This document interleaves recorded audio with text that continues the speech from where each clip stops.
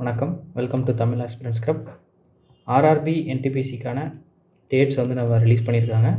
So இதை நம்ம revise பண்ணுறதுக்காக ஜென்ரல் அவேர்னஸ் செக்ஷனில் தினசரி ஒரு டாப் 50 கொஷின்ஸ் பார்க்கலாம் அப்படின்னு சொல்லி நம்ம பிளான் பண்ணியிருந்தோம்.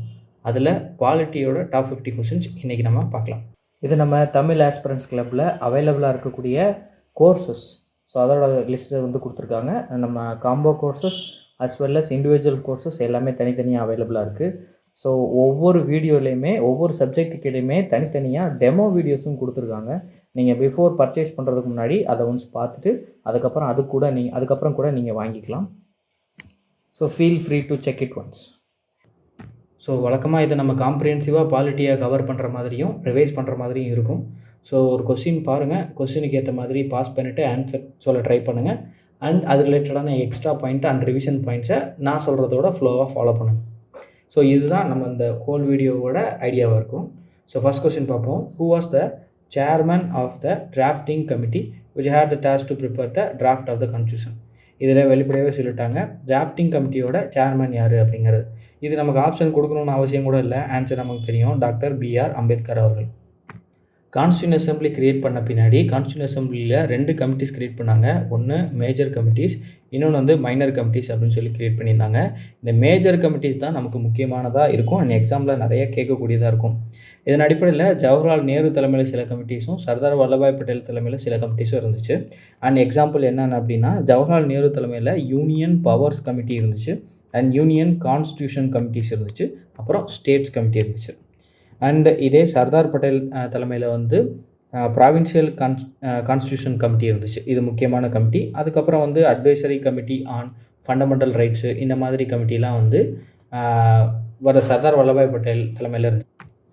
இது போக கான்ஸ்டியூஷன் அசம்பிளிக்கு தலைமை வகித்த ராஜேந்திர பிரசாத் இருந்தாங்க.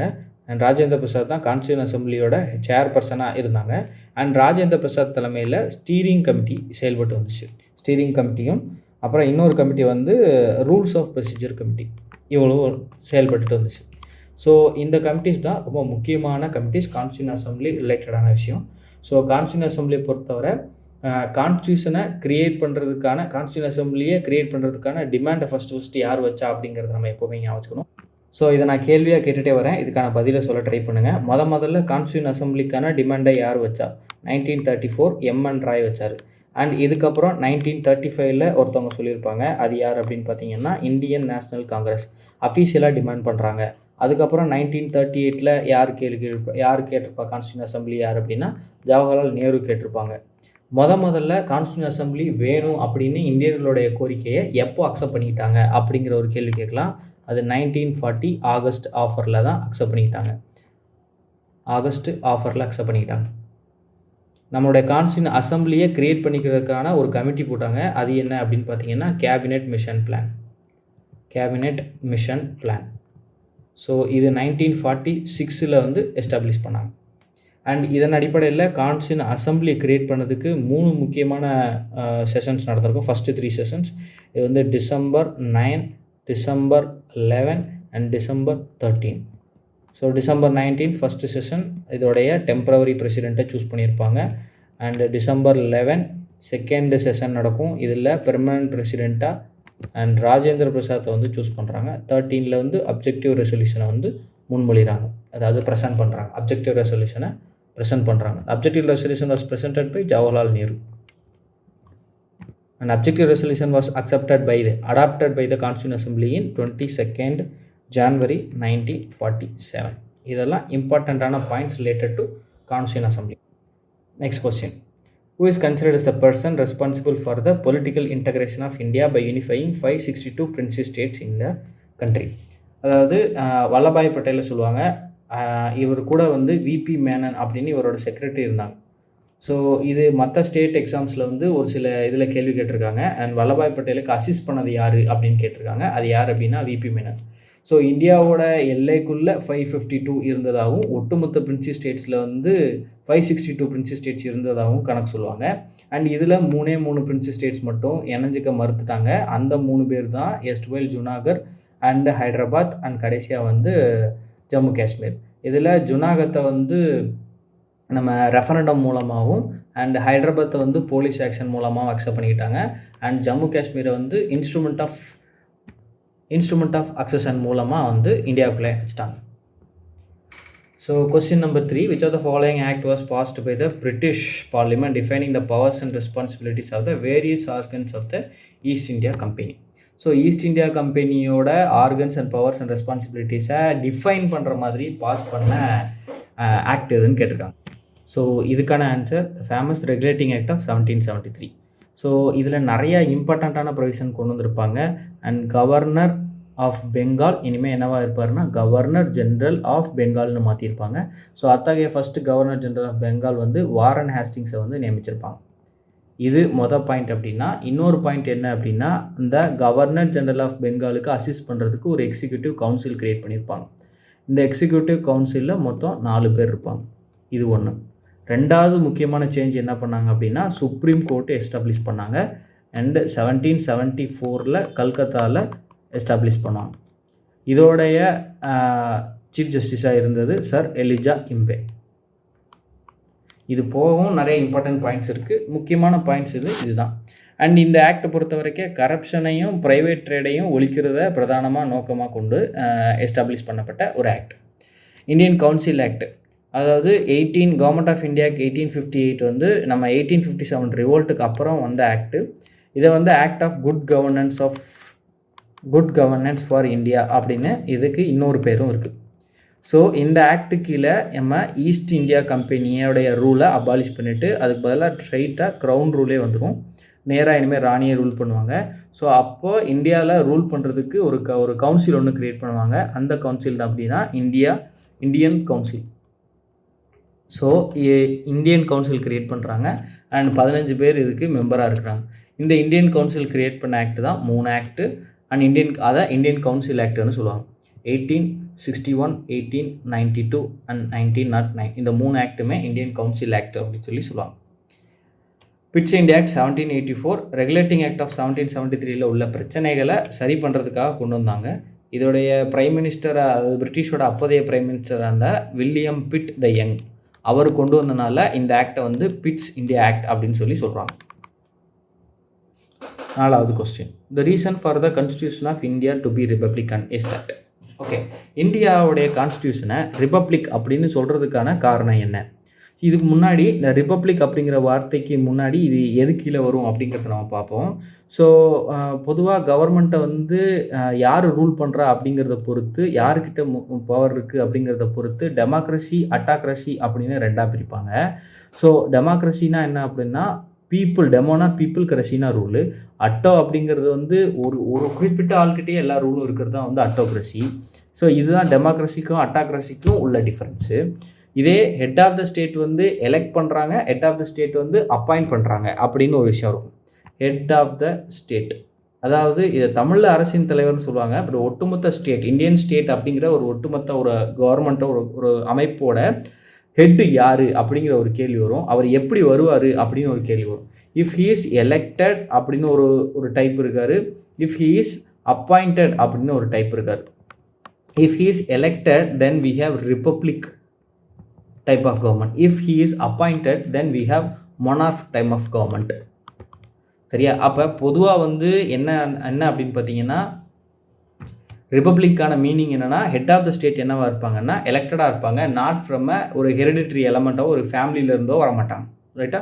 நீங்கள் ஆப்ஷனில் பாருங்கள், contains a bill of right. இவங்க வந்து ஃபண்டமெண்டல் ரைட்டை குறிக்கிறாங்க. ப்ரொவைட்ஸ் ஃபார் அடல்ட் ஃப்ரான்ச்சைஸ், இது வந்து என்னென்னா ஓட்டிங் சிஸ்டமை குறிக்கிறாங்க. And provides for an elected parliament, இது வந்து ஒரு லெஜிஸ்லேச்சர். இது வந்து லெஜிஸ்லேச்சர் சிஸ்டத்தை பற்றி பேசுகிறாங்க. அண்ட் இங்கே பாருங்கள், ஹேஸ் நோ ஹெரிடிட்ரி எலமெண்ட்ஸ், அதாவது யாருமே பரம்பரையின் அடிப்படையில் வரமாட்டாங்க. So every one should be elected. இன்னும் பர்டிகுலராக பேசணும் அப்படின்னா ஹெட் ஆஃப் த ஸ்டேட் வந்து எலெக்டடாக இருக்கணும். பட் இங்கே மோஸ்ட் க்ளோஸ்லி ரிலேட்டடான ஆப்ஷன் வந்து பி தான். So answer B. So next question பாருங்கள், who was India's first minister of labour? யார் லேபர் மினிஸ்டர்னு கேட்டிருக்காங்க. ஜக்ஜீவன் ராம். இது கூட இன்னொரு மினிஸ்டர் தெரிஞ்சுக்கோங்க. இந்தியாவோட ஃபஸ்ட்டு ஃபினான்ஸ் மினிஸ்டர் யார் அப்படின்னு தெரிஞ்சுக்கோங்க. R.K. Shanmugam Chetty. Which are the following features of the Constitution of United Kingdom? UKலேருந்து பாரோ பண்ண ஃபீச்சர் எதுன்னு கேட்குறாங்க. Right, fundamental duties is borrowed from USSR. Concurrent list is borrowed from Canada. And directive principles of state policy is borrowed from Ireland. அந்த வகையில் நம்ம single citizenship borrow பண்ணது எங்கே அப்படின்னு பார்த்தீங்கன்னா யூகேல. வேறு என்ன யூகேலேருந்து எடுத்திருப்போம்? பார்லிமெண்ட்ரி சிஸ்டம் யூகேலேருந்து எடுத்திருப்போம். கேபினட் சிஸ்டம் அங்கேருந்து எடுத்திருப்போம். அதுக்கப்புறம் வந்து பார்லிமெண்ட்ரி ப்ரிவிலேஜஸ் அங்கேருந்து எடுத்திருப்போம். நம்ம எதெல்லாம் பாராளுமன்ற நடைமுறை அப்படின்னு சொல்கிறோமோ அல்லது பார்லிமெண்ட்ரி கன்வென்ஷன் அப்படின்னு சொல்கிறோமோ அது எல்லாமே எங்கேருந்து வந்திருக்கும் அப்படின்னா யூகேலேருந்து தான் வந்திருக்கும். ரொம்ப முக்கியமாக கேள்வி கேட்கக்கூடியது ரிட்ஸ் எங்கேருந்து எடுத்திருப்போம் அப்படின்னு கேள்வி வைப்பாங்க. அதுவும் எங்கேருந்து எடுத்திருப்போம்னா யூகேலேருந்து தான் எடுத்திருப்போம். அண்ட் ஃபண்டமெண்டல் டியூட்டிஸ் மாதிரியே ஃபண்டமெண்டல் ரைட்ஸ் எங்கேருந்து எடுத்திருப்போம் அப்படின்னா யூஎஸ்ஏலேருந்து எடுத்திருப்போம். கன்கரண்ட் லிஸ்ட், அப்புறம் அட்வைசரி ஜூரிஸ்டிக்ஷன் ரீசெண்டாக கூட நியூஸில் இருந்துச்சு. So article 143 and president supreme கோர்ட்டுக்கிட்ட அட்வைஸ் கேட்குறது, அதான் வந்து ஆர்டிக்கல் 143 அட்வைசரி ஜூரிஸ்டிக்ஷன் அங்கேருந்து தான் வாங்கணும். அண்ட் அதுக்கப்புறம் ஃபெடரேஷன் வித் ஸ்ட்ராங் சென்டர், இதுவும் நம்ம கனடாட்டில் தான் வாங்கணும். Directive principles of state policy அயர்லாந்துலேருந்து நம்ம வாங்கணும். அடுத்து, the concept of judicial review in the Constitution of India has been taken from the Constitution of which country? And ஜுடிஷியரிக்கு பொதுவாக உங்களுக்கு ஏதாவது ஜுடிஷியரி ரிலேட்டடான விஷயங்கள் தெரியல அப்படின்னா நீங்கள் யாரை போடலாம் அப்படின்னா யூஎஸ்ஏ போடலாம். ஏன்னா மெஜாரிட்டி ஆஃப் த ஜுடிஷியரி ரிலேட்டடான விஷயங்கள் நம்ம யூஎஸ்ஏட்டேருந்து தான் வாங்கியிருக்கோம். உதாரணத்துக்கு சொல்கிறேன், இண்டிபெண்டன்ட் ஜுடிஷியல் ரிவ்யூ, இதெல்லாம் எக்ஸாம்பிள்.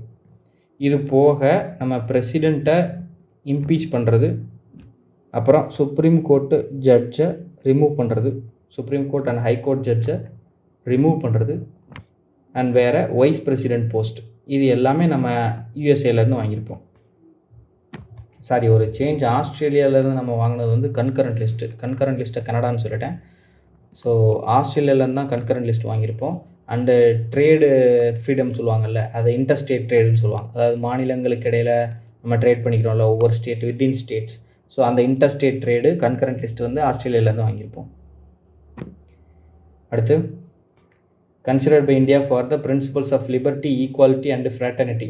ஸோ இப்போ இந்த 3 விஷயமும் எங்கேருந்து வாங்கியிருப்போம் அப்படின்னா ஃப்ரெஞ்ச் ரெவல்யூஷன்லேருந்து வாங்கியிருப்போம். அண்ட் ரஷ்யன் ரெவல்யூஷன்லேருந்து நம்ம வாங்கினது. ஸோ ரஷ்யன் ரெவல்யூஷன்லேருந்து நம்ம எடுத்தது வந்து ஜஸ்டிஸ், த ஐடியல் ஆஃப் ஜஸ்டிஸ்னு சொல்லி 3 ஜஸ்டிஸ் இருக்கும். Social, economic and political justice. இது 3 நம்ம பாரோ பண்ணது எங்கே இருந்துன்னா ரஷ்யாவிலேருந்து. Question number 9. Article dash of the Constitution of India has provided a mandated reservation of seats for the scheduled caste and scheduled tribes in the House of the People. ஒன்றும் இல்லை, லோக்சபா அல்லது legislative assembly, ஸ்டேட்டோட legislative அசம்பிளியில் SC ST பீப்புளுக்கு reservation கொடுக்கறதுக்கான article என்ன? So நான் இதுக்கு ஒரு ஐடியா மாதிரி சொல்கிறேன், ஞாபகம் வச்சுக்கோங்க. ஃபஸ்ட்டு ஃபஸ்ட்டு வந்து லோக்சபாக்கு வரும், அப்புறம் லெஜிஸ்லேட்டிவ் அசம்பிளிக்கு வரும். சரியா? இப்போ ரெண்டுமே ஒரே மாதிரி விஷயங்கள் தான். எஸ்சி எஸ்டிக்கு வந்து ரிசர்வேஷன் கொடுக்குறாங்க, அண்ட் அதுக்கப்புறம் ஆங்கிலோ இண்டியனுக்கு ரிசர்வேஷன் கொடுக்குறாங்க. நீங்கள் கேட்கலாம், ஆங்கிலோ இண்டியனுக்கான ரிசர்வேஷனை தான் ஸ்டாப் பண்ணிட்டாங்களேன்னா, ஸ்டாப் பண்ணிட்டாங்க. ஆனால் பழைய கொஸ்டின்ஸ்களில் இந்த கொஸ்டின் இருக்கும், ஆங்கிலோ இண்டியன்ஸ்க்கு வந்து எப்போ கொடுத்தாங்க அப்படின்னு சொல்லி கேட்டுட்டு இருந்தாங்க. ஓகேயா? ஸோ இந்த மாதிரி இருந்துச்சு. ஸோ இதை எப்படி ஞாபகம் வச்சுக்கிறது பாருங்கள். ஃபஸ்ட்டு எஸ்சி எஸ்டிக்கு வரும், அப்புறம் ஆங்கிலோ இண்டியனுக்கு வரும். ஆர்டிக்கல் 330 ஸ்டார்ட் ஆகும். சரியா? அப்போ லோக்சபாவில் SC ST reservation article 330, Anglo இண்டியனுக்கு லோக்சபாவில் ரிசர்வேஷன் வந்து 331. அப்படியே அடுத்த நம்பர் போகிறேங்க, லெஜிஸ்லேட்டிவ் அசம்பிளியில் எஸ்சி எஸ்டி ரிசர்வேஷன் ஆர்டிக்கல் 332. ஓகேயா? அதே போல் லெஜிஸ்லேட்டிவ் அசம்பிளிஸில் ஆங்கிலோ இண்டியன்ஸ்க்கான ரிசர்வேஷன் வந்து 333. இப்போ நமக்கு 106th அமெண்ட்மெண்ட் ஆக்டை கொண்டு வந்தாங்க இல்லையா? இந்த 106th அமெண்ட்மெண்ட் ஆக்ட் என்ன? நரி சக்தி ஆக்ட் அப்படின்னு சொல்லி கொண்டு வந்தாங்களே. அதாவது விமனுக்கு 33%, 1/3 சீட்ஸ் வந்து ரிசர்வ் பண்ணுறாங்க இல்லையா? இந்த ரிசர்வேஷனுக்கு ஒரு ஆர்டிக்கல் இன்சர்ட் பண்ணாங்க. இது எங்கே இன்சர்ட் பண்ணுறாங்க அப்படின்னா இங்கே இன்சர்ட் பண்ணுறாங்க, 330A. அதே போல் இங்கே எப்படி வரும்? 332A வரும். ஸோ மற்றதை கேட்குறத விட இதை கேட்குறதுக்கு நிறைய வாய்ப்பு இருக்குது. ஸோ இதை ஞாபகம் வச்சுக்கோங்க. எஸ்சி எஸ்டிக்கான ரிசர்வேஷன் 330 அண்ட் லோக்சபாவில், அதே போல் விமனுக்கான ரிசர்வேஷன் 330A, அப்புறம் ஆங்கிலோ இண்டியனுக்கு 331. லெஜிஸ்லேட்டிவ் அசம்பிளியில் 332, 332A அண்டு 333. இது முறையே நம்ம சொன்ன மாதிரி SC ST, women and Anglo இண்டியனுக்கான ரிசர்வேஷன். இந்த ஆங்கிலோ இண்டியனுக்கான ரிசர்வேஷனை வந்து ஸ்டாப் பண்ணிட்டாங்க. அவர் இதுக்கு முன்னாடி ஆர்டிக்கல் இருந்துச்சு. ஸோ அதனால் நம்ம இதை பார்க்குறோம். Which of the following schedules of the Indian Constitution describe the number of seats represented in the Council of States from each state and Union Territory? அதாவது ராஜ்யசபா சீட் அலோகேஷனுக்கான ஷெடியூல் என்னங்க 4th ஷெடியூல். நம்ம வழக்கமாக ஒரு shortcut படிப்போமே, tears of old PM, ரைட்டா? இந்த shortcut தானே. Union and territory, salary and amendments, oath or affirmation, Rajya Sabha seat allocation. இது வந்து ஷெடியூல்டு ஏரியாஸ், இது வந்து அதர் ஷெடியூல்டு ஏரியாஸ். அதுக்கப்புறம் ஃபெடரலிஸ்ட்டில் தான் நம்ம வந்து அந்த லிஸ்ட்டு சொல்லுவோம். அதாவது union list, state list, concurrent list அப்படின்னு சொல்லுவோம். இதை வந்து டிவிஷன் ஆஃப் பவர்ஸ்னு சொல்லுவாங்க. இந்த 2 வார்த்தை தெரிஞ்சாலும் நம்ம சொல்ல தெரியணும். Official language. அடுத்து land reforms, anti defection, panchayat raj, municipality. ஒட்டு மொத்தமாக எத்தனை ஷெடியூல் இருக்குன்னா 12 ஷெடியூல். இதை நம்ம 8 + 4ன்னு பிரிச்சுக்கணும். கான்ஸ்டியூஷன் நடைமுறைக்கு வந்தப்போ 8 தான் இருந்துச்சு. அதாவது ஒரிஜினலி அப்படிங்கிற வார்த்தையில் நம்ம என்ன சொல்லணும் அப்படின்னா 8 ஷெடியூல் இருந்துச்சு. ப்ரெசண்ட்டாக எவ்வளோ 4 ஆட் பண்ணியிருக்காங்க. இப்போ இது 4க்கு ஒரு அமெண்ட்மெண்ட் இருக்குது இல்லையா? ஸோ இந்த இதிலிருந்து தான் நம்ம அமெண்ட்மெண்ட் பார்க்க போகிறோம். Land reforms, anti defection, panchayat raj, municipality. Land reforms வந்து ஃபர்ஸ்ட் அமெண்ட்மெண்ட் ஆக்ட். டிஃபெக்ஷன் வந்து என்ன அப்படின்னா 52nd amendment act of 1985. And panchayat raj வந்து 73rd அமெண்ட்மெண்ட் ஆக்ட். முனிசிபாலிட்டி வந்து 74th அமெண்ட்மெண்ட் ஆக்ட். ஸோ நம்ம ஹோல் ஷெடியூலையும் ஒரு தடவை ரிவைஸ் பண்ணிட்டோம். ஸோ நெக்ஸ்ட் கொஸ்டின் போகலாம். ஆர்டிகல் 371A இதுக்கான ஸ்பெஷல் ஸ்டேட்டஸ் வந்து யார் யார் கொடுக்குறா? ஸோ இதையும் நான் சொல்கிறதுக்காக தான் இந்த கொஸ்டினை வந்து பிக் பண்ணியிருந்தோம். ஸோ 371ல் ஏலேருந்து நிறைய ஆக்ட் வந்து வரிசையாக வந்து ஸ்பெஷல் ஸ்டேட்டஸ் கொடுக்குறாங்க. அதில் ஏ வந்து நாகாலாந்து, பி வந்து அஸ்ஸாம், சி வந்து மணிப்பூர், டி வந்து டியும் ஈயும் அடுத்தடுத்து வரும். இது ரெண்டுமே வந்து ஆந்திரா அண்டு தெலுங்கானா. ஸோ எஃப்க்கு வந்து சிக்கிம், ஜி வந்து மிசோரம், ஹச் வந்து அருணாச்சல் பிரதேஷ், ஐ வந்து கோவா, கே வந்து ஜே வந்து கர்நாடகா சொல்லுவாங்க. பட் ரொம்ப இம்பார்ட்டண்ட்டானது இதுதான். ஸோ இதில் அதிகமாக இம்பார்ட்டண்ட்டானது இது ரெண்டும் பார்த்துக்கோங்க. அண்டு சிக்கிம் பார்த்துக்கோங்க, அண்ட் ஆந்திராவோடது பார்த்துக்கோங்க. சரியா? இது வந்து இப்படி தான் ஞாபகம் வச்சுக்க முடியும். நான் ஒரு மாதிரி ஞாபகம் வச்சுருப்பேன். ஸோ அதனால் எனக்கு ஞாபகம் வந்துடும். ஸோ இதை வச்சு சொல்லுவோம். 371A வந்து நாகாலாந்து, சிக்கிம் வந்து என்ன எஃப், அஸ்ஸாம் வந்து என்ன பி, அருணாச்சல் பிரதேஷ் என்ன ஹச். அவ்வளோதான். Which of the following articles provide that an interstate council can be formed by a presidential order? interstate council-ஐ இதில் நல்லா தெரிஞ்சுக்கோங்க. interstate council-ஐ அப்பாயிண்ட் பண்ணுறது பிரசிடெண்ட். interstate council-ஐ ப்ரிசைட் ஓவர் பண்ணுறது யார் அப்படின்னு பார்த்தீங்கன்னா பிரைம் மினிஸ்டர். இதுக்கான ஆர்டிக்கல் 263. So answer A. 262 என்ன அப்படின்னா interstate water dispute. ஸோ இது நான் படிக்கும்போது எனக்கு எப்படி சொல்லிக் கொடுத்தாங்கன்னா 2 ஸ்டேட்டுக்கு நடுவில் 6 இருந்தாலே எப்போவுமே பிரச்சனை அப்படின்ற மாதிரி சொல்லிக் கொடுத்தாங்க. ஸோ அதனால் 262 அப்படின்னு சொல்லி ஞாபகம். 6னா 6 அந்த நம்பரையும் ஞாபகம் வச்சுக்கலாம், அண்ட் ரிவரையும் ஞாபகம் வச்சுக்கலாம். 262 அப்படிங்கிறது வந்து interstate water dispute, river water dispute, நம்ம ரிவர் ஷேரிங்கில் நடக்கக்கூடிய டிஸ்பியூட்டு. ஸோ இதுக்கு அடுத்து அதை சால்வ் பண்ணுறதுக்காக இன்டர்ஸ்டேட் கவுன்சில் வந்து எஸ்டாப்ளிஷ் பண்ணுவாங்கன்னு சொல்லுவாங்க. ஸோ நெக்ஸ்ட் கொஸ்டின் பார்க்கலாம். The word socialist, secular and integrity are added in the preamble of the constitution by which amendment? எந்த அமெண்ட்மெண்ட்டு கீழே இந்த வார்த்தை சேர்த்தாங்க? ஸோ ப்ரியாம்பிளில் ஒரு அமெண்ட்மெண்ட்னா அது கண்டிப்பாக 42nd அமெண்ட்மெண்ட் மட்டும்தான். இது வரைக்கும் ஒரே ஒரு தடவை மட்டும்தான் அமெண்ட் பண்ணியிருக்காங்க. ஸோ ப்ரியாம்பிளை பற்றி நமக்கு தெரியும். ஜவஹர்லால் நேரு இன்ட்ரொடியூஸ் பண்ண அப்ஜெக்டிவ் ரெசல்யூஷனுடைய மாடிஃபைடு வெர்ஷன் தான் என்ன அப்படின்னா ப்ரியாம்பிள். ஸோ ப்ரியாம்பிளை பொறுத்த வரைக்கும் கான்ஸ்டியூஷனுடைய முக்கியமான ஃபீச்சர்ஸை டிஃபைன் பண்ணுற மாதிரி இருக்கும். ஸோ இதில் ஒரு கீ டேர்ம்ஸ் சொல்லியிருப்பாங்க, என்னென்ன டேர்ம்ஸ்லாம் இருக்குது அப்படின்னு சொல்லுவாங்க. அண்ட் இந்தியாவோட நேச்சரை சொல்லுவாங்க, இந்தியன் ஸ்டேட்டோட அப்ஜெக்டிவையும் சொல்லுவாங்க. இது ரெண்டுமே வந்து நம்ம ப்ரியாம்பிளில் வந்து குறிப்பிட்டப்பட்டிருக்கும். ஸோ இது எப்போவுமே மறந்துடக்கூடாது. Sovereign, socialist, secular, democratic, republic அப்படிங்கிறது ஒன்று. அப்புறம் justice, liberty, equality and fraternity. So இதை சொல்லியிருப்பாங்க. அண்ட் ப்ரியாம்பிளில் மென்ஷன் ஆகிருக்கிற ஒரே ஒரு டேட் என்ன அப்படின்னா 26th November 1949. ஸோ இந்த டேட்டில் தான் வந்து நம்மளுடைய ப்ரியாம்பிள் வந்து அடாப்ட் பண்ணிக்கிட்டாங்க, அதாவது கான்ஸ்டியூஷன் வந்து அடாப்ட் பண்ணிக்கிட்டாங்க. And constitution game in to force in 26th January 1950, which is celebrated as the Republic Day because India declared herself as a republic because the head of the state is elected. So answer C. So 52nd Amendment Act we know about it is anti-defection law. Anti defection கட்சி தாவறதை தடை செய்கிறதுக்காக கொண்டு வந்தாங்க. And 44th amendment is related to maybe நம்ம இதை சொல்லலாம் right to property was removed as a fundamental right. Fundamental ரைட்லேருந்து ஒரு கான்ஸ்டியூஷனல் ரைட்டாக அல்லது லீகல் ரைட்டாக கொண்டு வந்தாங்க. ஆர்டிக்கல் 300A கீழே கொண்டு வந்தாங்க. 31 இது வந்து பார்ட் 3 கீழே இருந்துச்சு. இதை தூக்கிட்டு அண்ட் 300A பார்ட் 12 கீழே கொண்டு வந்தாங்க. ஸோ இது ஒன் ஆஃப் த இம்பார்ட்டண்ட்டான amendment. Which are the following articles of Indian Constitution describe the detail for new state formation, alternation of boundaries, etc. அதாவது ஒரு ஸ்டேட்டை மாற்றணும்னா புதுசாக ஸ்டேட் மாற்றணும்னா அதை பொறுத்து டீல் பண்ணக்கூடிய ஆர்டிக்கல் எது அப்படின்னா ஆர்டிக்கல் வந்து 3. ஸோ யூனியன் அண்ட் டெரிட்டரியில் 4 ஆர்டிக்கல் தான் இருக்கும், 3, 4. ஸோ ஃபஸ்ட்டு என்ன அப்படின்னா இந்தியா தட் இஸ் பாரத். இது கொஞ்ச நாள் கூட பிரச்சனையாக ஓடிட்டே இருந்துச்சு. ஸோ பாரத்தா இந்தியாவான்னு கேட்டதுக்கு எல்லாரும் போட்ட விட்டு இதை தான் போட்டாங்க. Article 1 it is there in the constitution அப்படின்னே சொன்னாங்க. India that is Bharat is a union of states அப்படின்னு சொன்னாங்க. பட் ஹவவர் இந்த ஆர்டிகல் 1ல் இருந்த யூனியன் அப்படின்னு சொன்னதுக்கு எல்லாரும் சண்டைக்கு வந்தாங்க. ஆகிட்டு எப்படி நீங்கள் இந்தியன் யூனியன் சொல்லலாம் அப்படின்னு சண்டைக்கு வந்தாங்க. அண்ட் இதை சொல்லிக்கலாம் அதை சொல்லிக்க முடியாது. சரி நம்ம அரசியல் பேசக்கூடாது. And India that is Bharat is a union of states அப்படிங்கிறது ஆர்டிகல் 1ல் இருக்கும். அண்ட் ஆர்டிக்கல் 2ல் என்ன பண்ணுவாங்க அப்படின்னா அட்மிஷன் ஆஃப் நியூ ஸ்டேட்ஸ் அல்லது எஸ்டாப்ளிஷ்மெண்ட்ஸ் ஆஃப் நியூ ஸ்டேட்ஸ் அப்படின்னு சொல்லுவாங்க. And creation of new states வந்து article 3.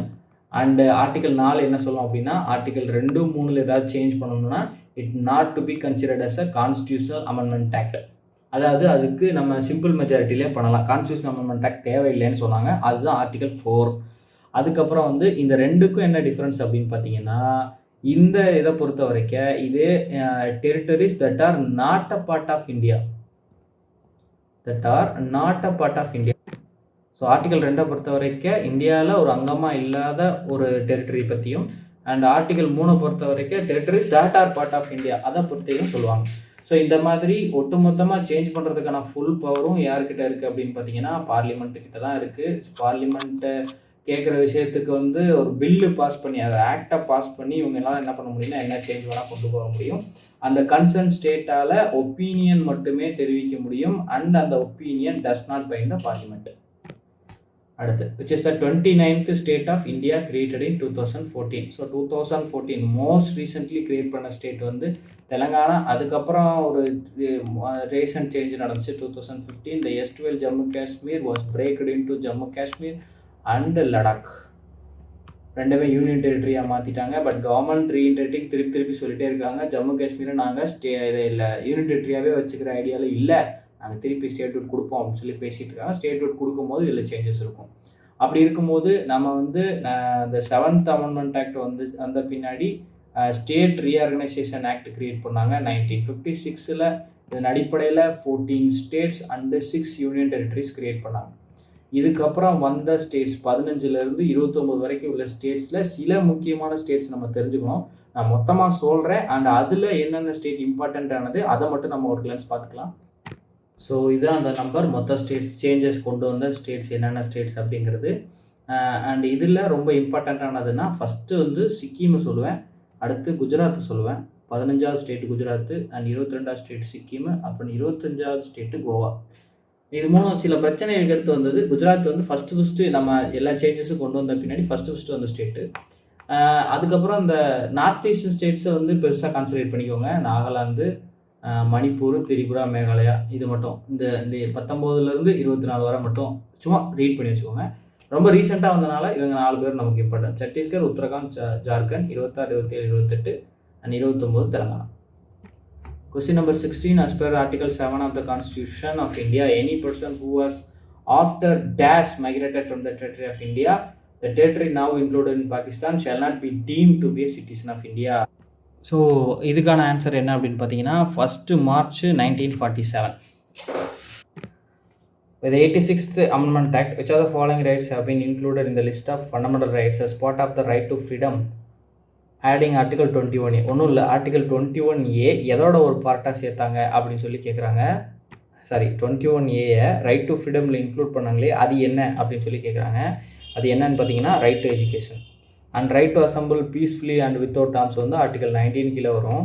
Right to practice any ப்ரொஃபஷனும் 19 கீழே வரும். Right to protection against arrest and detention இது வந்து ஆர்டிகல் 20 கீழே வரும். ரைட்டா? அப்போ 21A வந்து right to education. 86th amendment act 3 முக்கியமான சேஞ்சஸ் பண்ணியிருக்கோம். அது ஒன்று வந்து 21A பண்ணது அண்ட் ரெண்டாவது 45 அண்ட் இன்னொன்று 51A K. 21A right to எஜுகேஷனை ஃபண்டமெண்டல் ரைட்டில் இன்ட்ரடியூஸ் பண்ணியிருப்பாங்க. ஆர்டிகல் 45ல் 0 to 6 இயர்லி சைல்ட்ஹுட் கேர் அப்படின்னு ஒரு விஷயத்தை இன்ட்ரடியூஸ் பண்ணியிருப்பாங்க.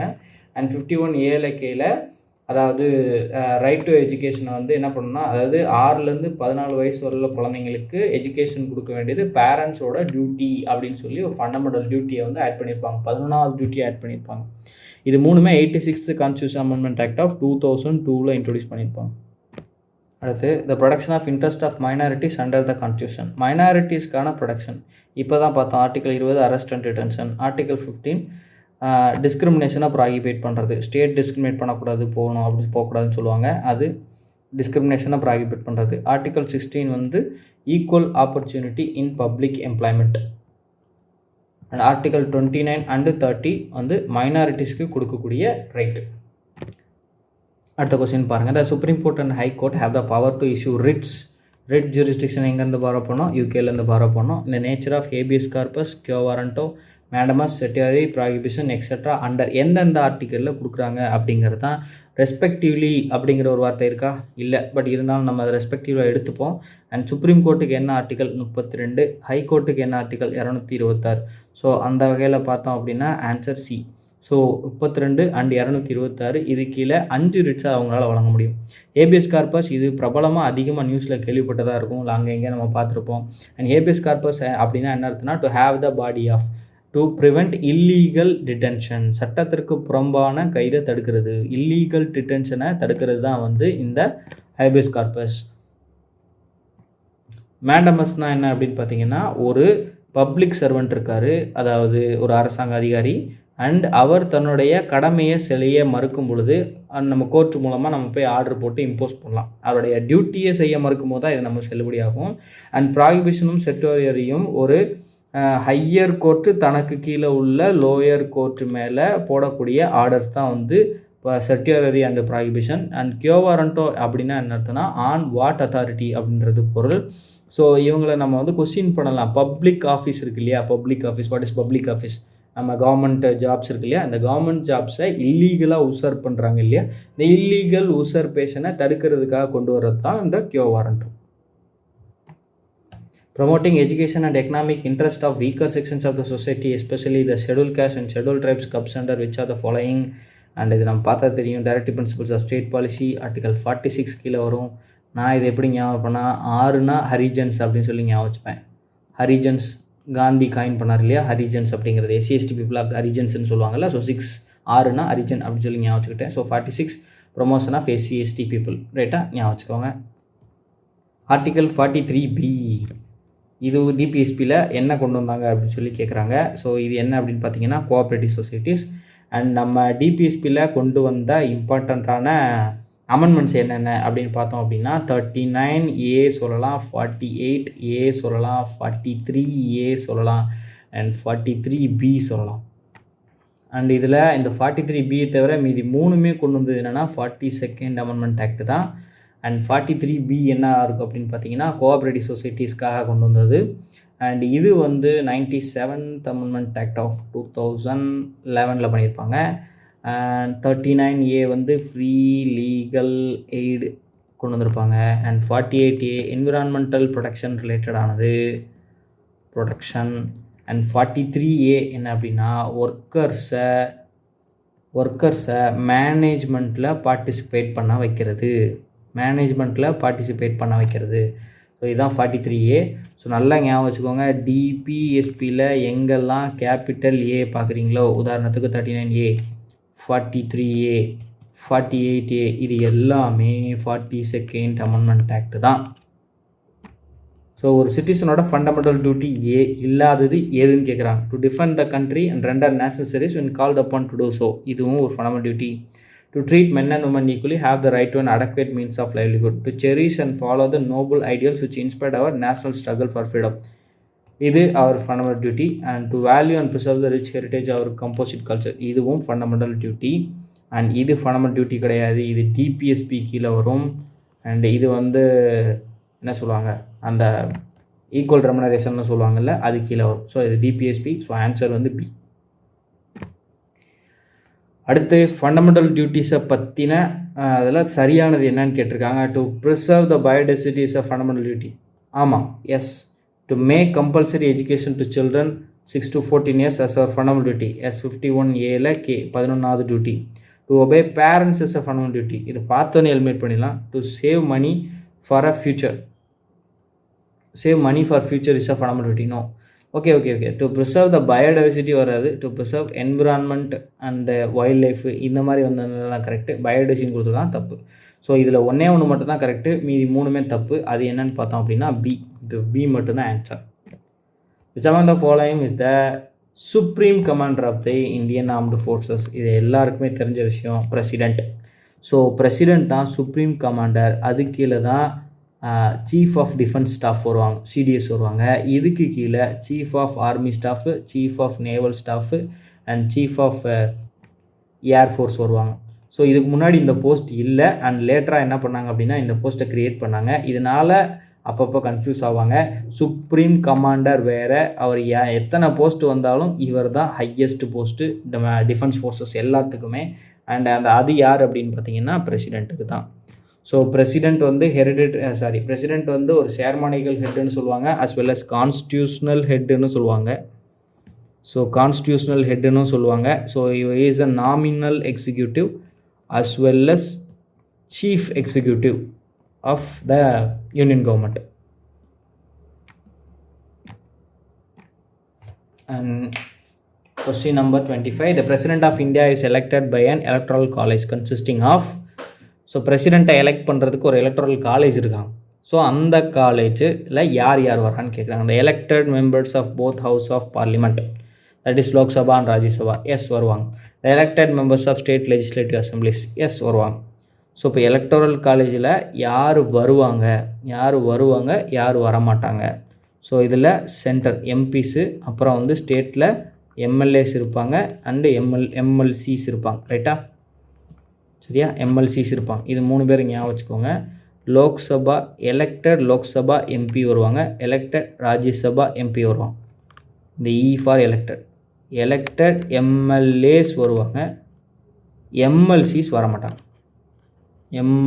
வரமாட்டாங்க.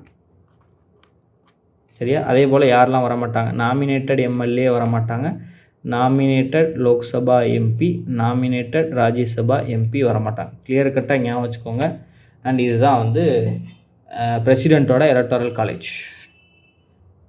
ஹவவர் பிரசிடெண்ட்டை இம்பீச் பண்ணும்போது யாரெல்லாம் வரமாட்டாங்கன்னா இவங்க யாருமே வரமாட்டாங்க. பிரசிடெண்ட்டை இம்பீச் பண்ணும்போது both elected plus nominated MPs மட்டும்தான் வருவாங்க பிரசிடெண்ட்டை இம்பீச் பண்ணுறதுக்கு. புரியுதா?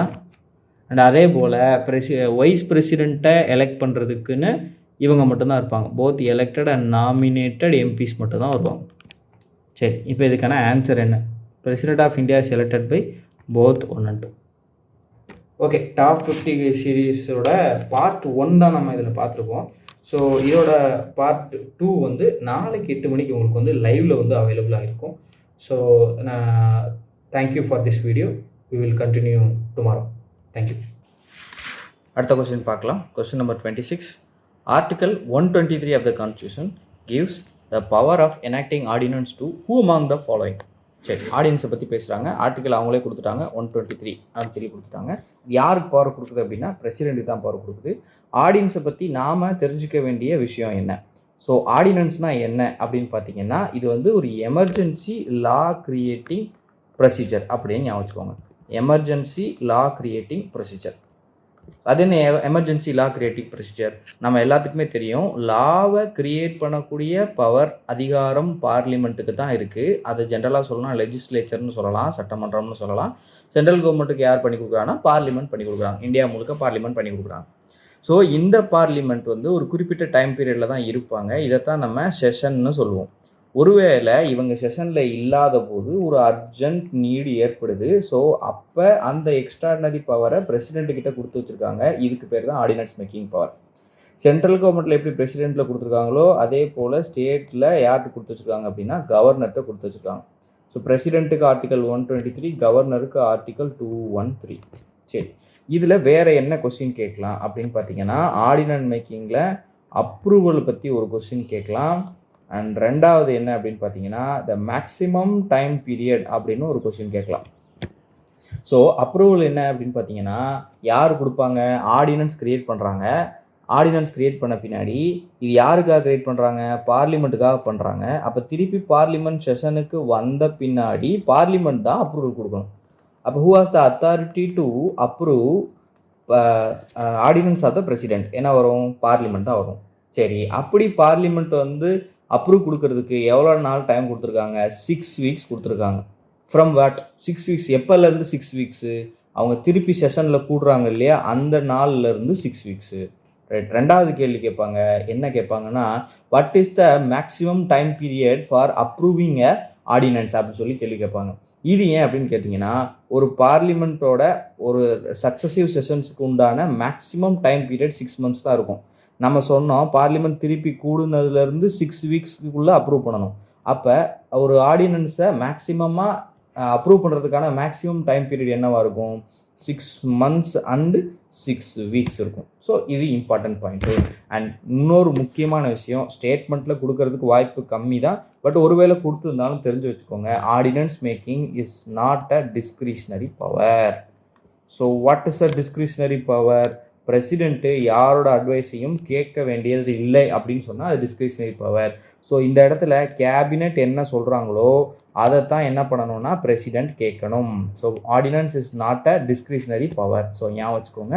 So that's all about the ordinance making power. Similar provisions is also available to governor which under article 213. Next question பார்க்கலாம். who enjoys the power to summon, prorogue either house of the parliament?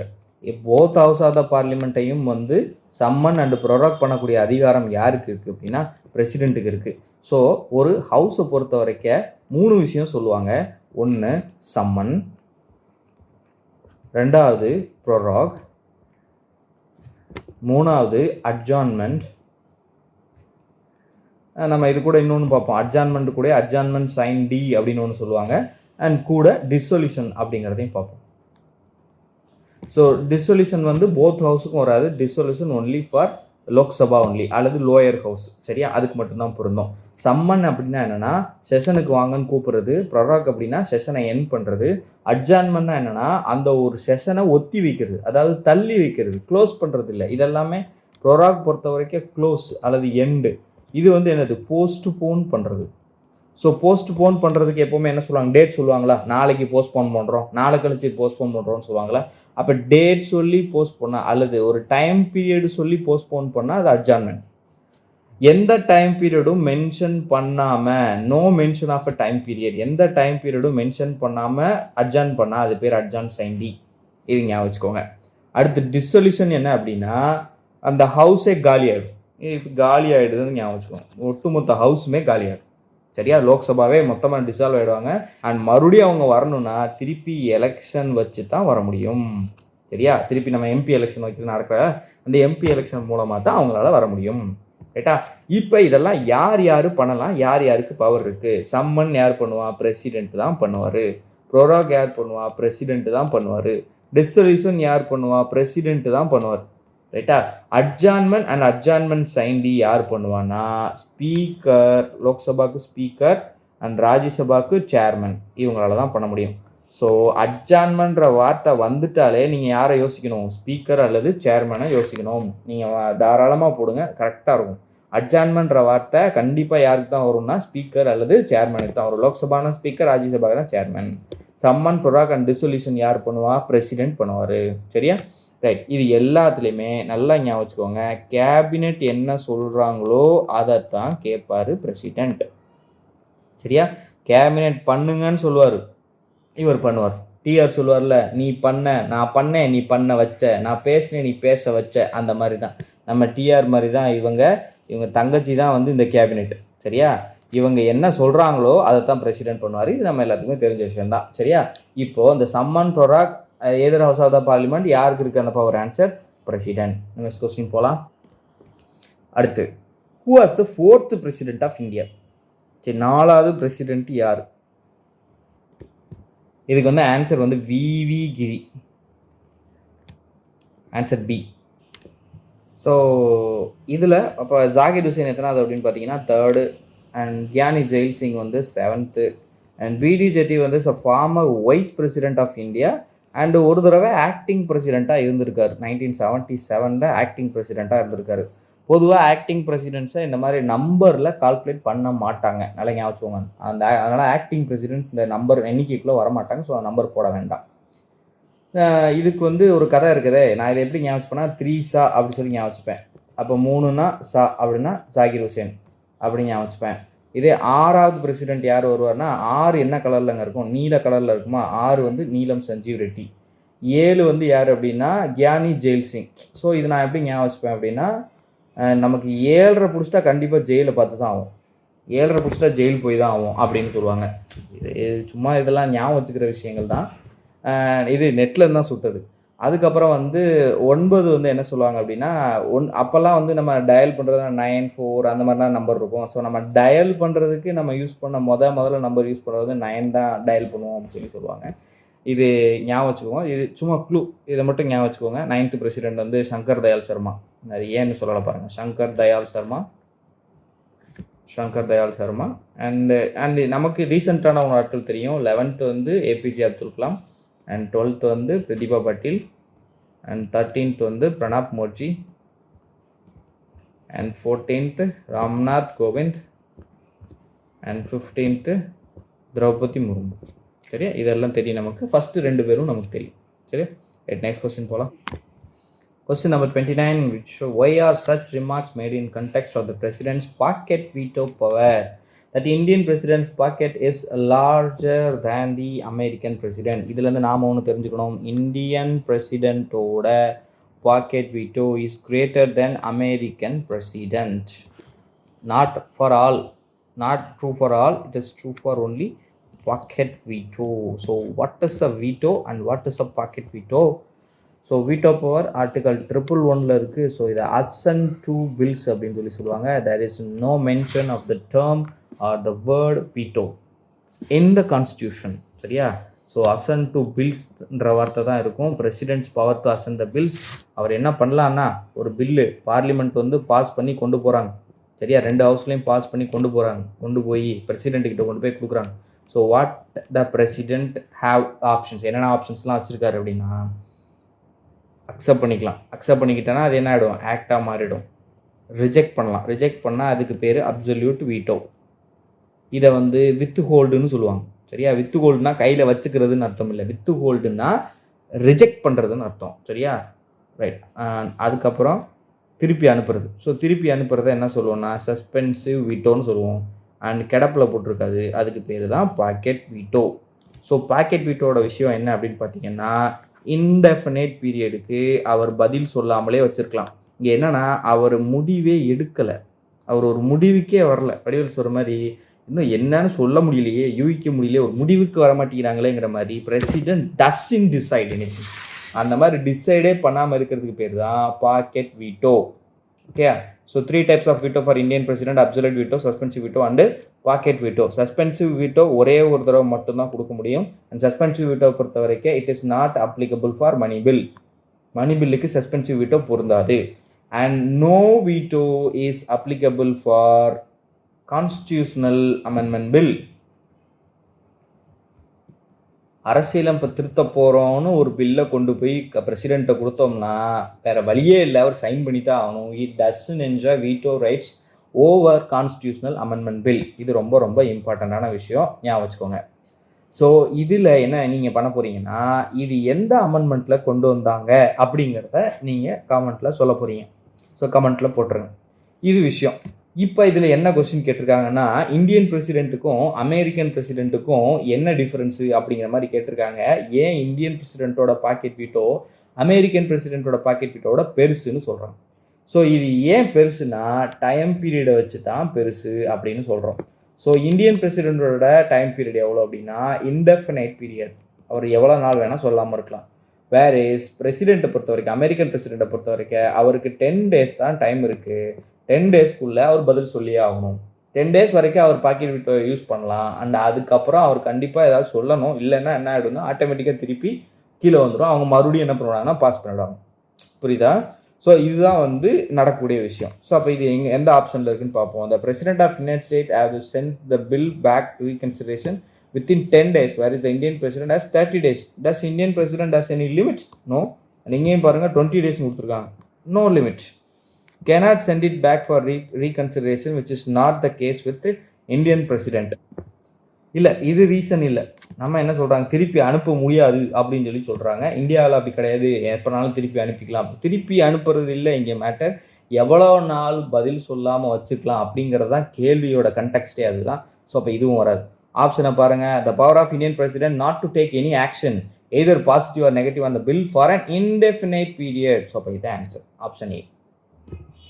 Question number 30. According to the text of the Constitution of India, no person shall be eligible for election as a vice president unless he is a citizen of India, has completed the age of 35 years, and is qualified to be elected as a member of the Council of States. What is it?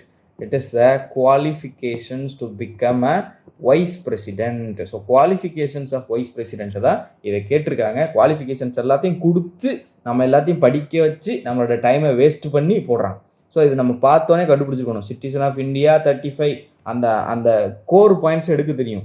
Eligible for election, citizen of India 35 years, and elected as a member of council of state. இந்த core பாயிண்ட்ஸை மட்டும் நம்ம பார்த்து இது என்ன நம்ம சொல்ல தெரியணும். நம்மளால் இதை பண்ண முடியும். அதுக்கு ப்ரியர் ப்ராக்டிஸும் தெளிவான ப்ராக்டிஸ் வேணும். அதை தொடர்ந்து பண்ணிகிட்டே இருக்கு. இந்த மாதிரி பண்ணிகிட்டே இருந்தோம்னா கண்டுபிடிச்சிடலாம். நம்ம ஃபுல்லாக வாசிக்காமலே என்ன பண்ணிடலாம்னா அந்த கோர் பாயிண்ட்ஸை மட்டும் எடுத்துடலாம். நல்லா பார்த்துக்கோங்க. இதெல்லாம் ஜிஎஸ்ல மட்டும்தான் ஒர்க் அவுட் ஆகும். நீங்கள் மேக்ஸில் போய் முழுசாக கொஸ்டினை பார்க்காமலாம் பண்ண முடியாது. சரியா? சில இடங்கள் அதுவும் நல்லா தெரிஞ்ச சப்ஜெக்ட்ஸில் இந்த மாதிரி ஒர்க் அவுட் பண்ணலாம். இந்த மாதிரி தான் நம்மளால் டைம் சேவ் பண்ண முடியும். ஆர்ஆர்பி வந்து கொஸ்டின் ஈஸியாக தான் வச்சுருப்பாங்க.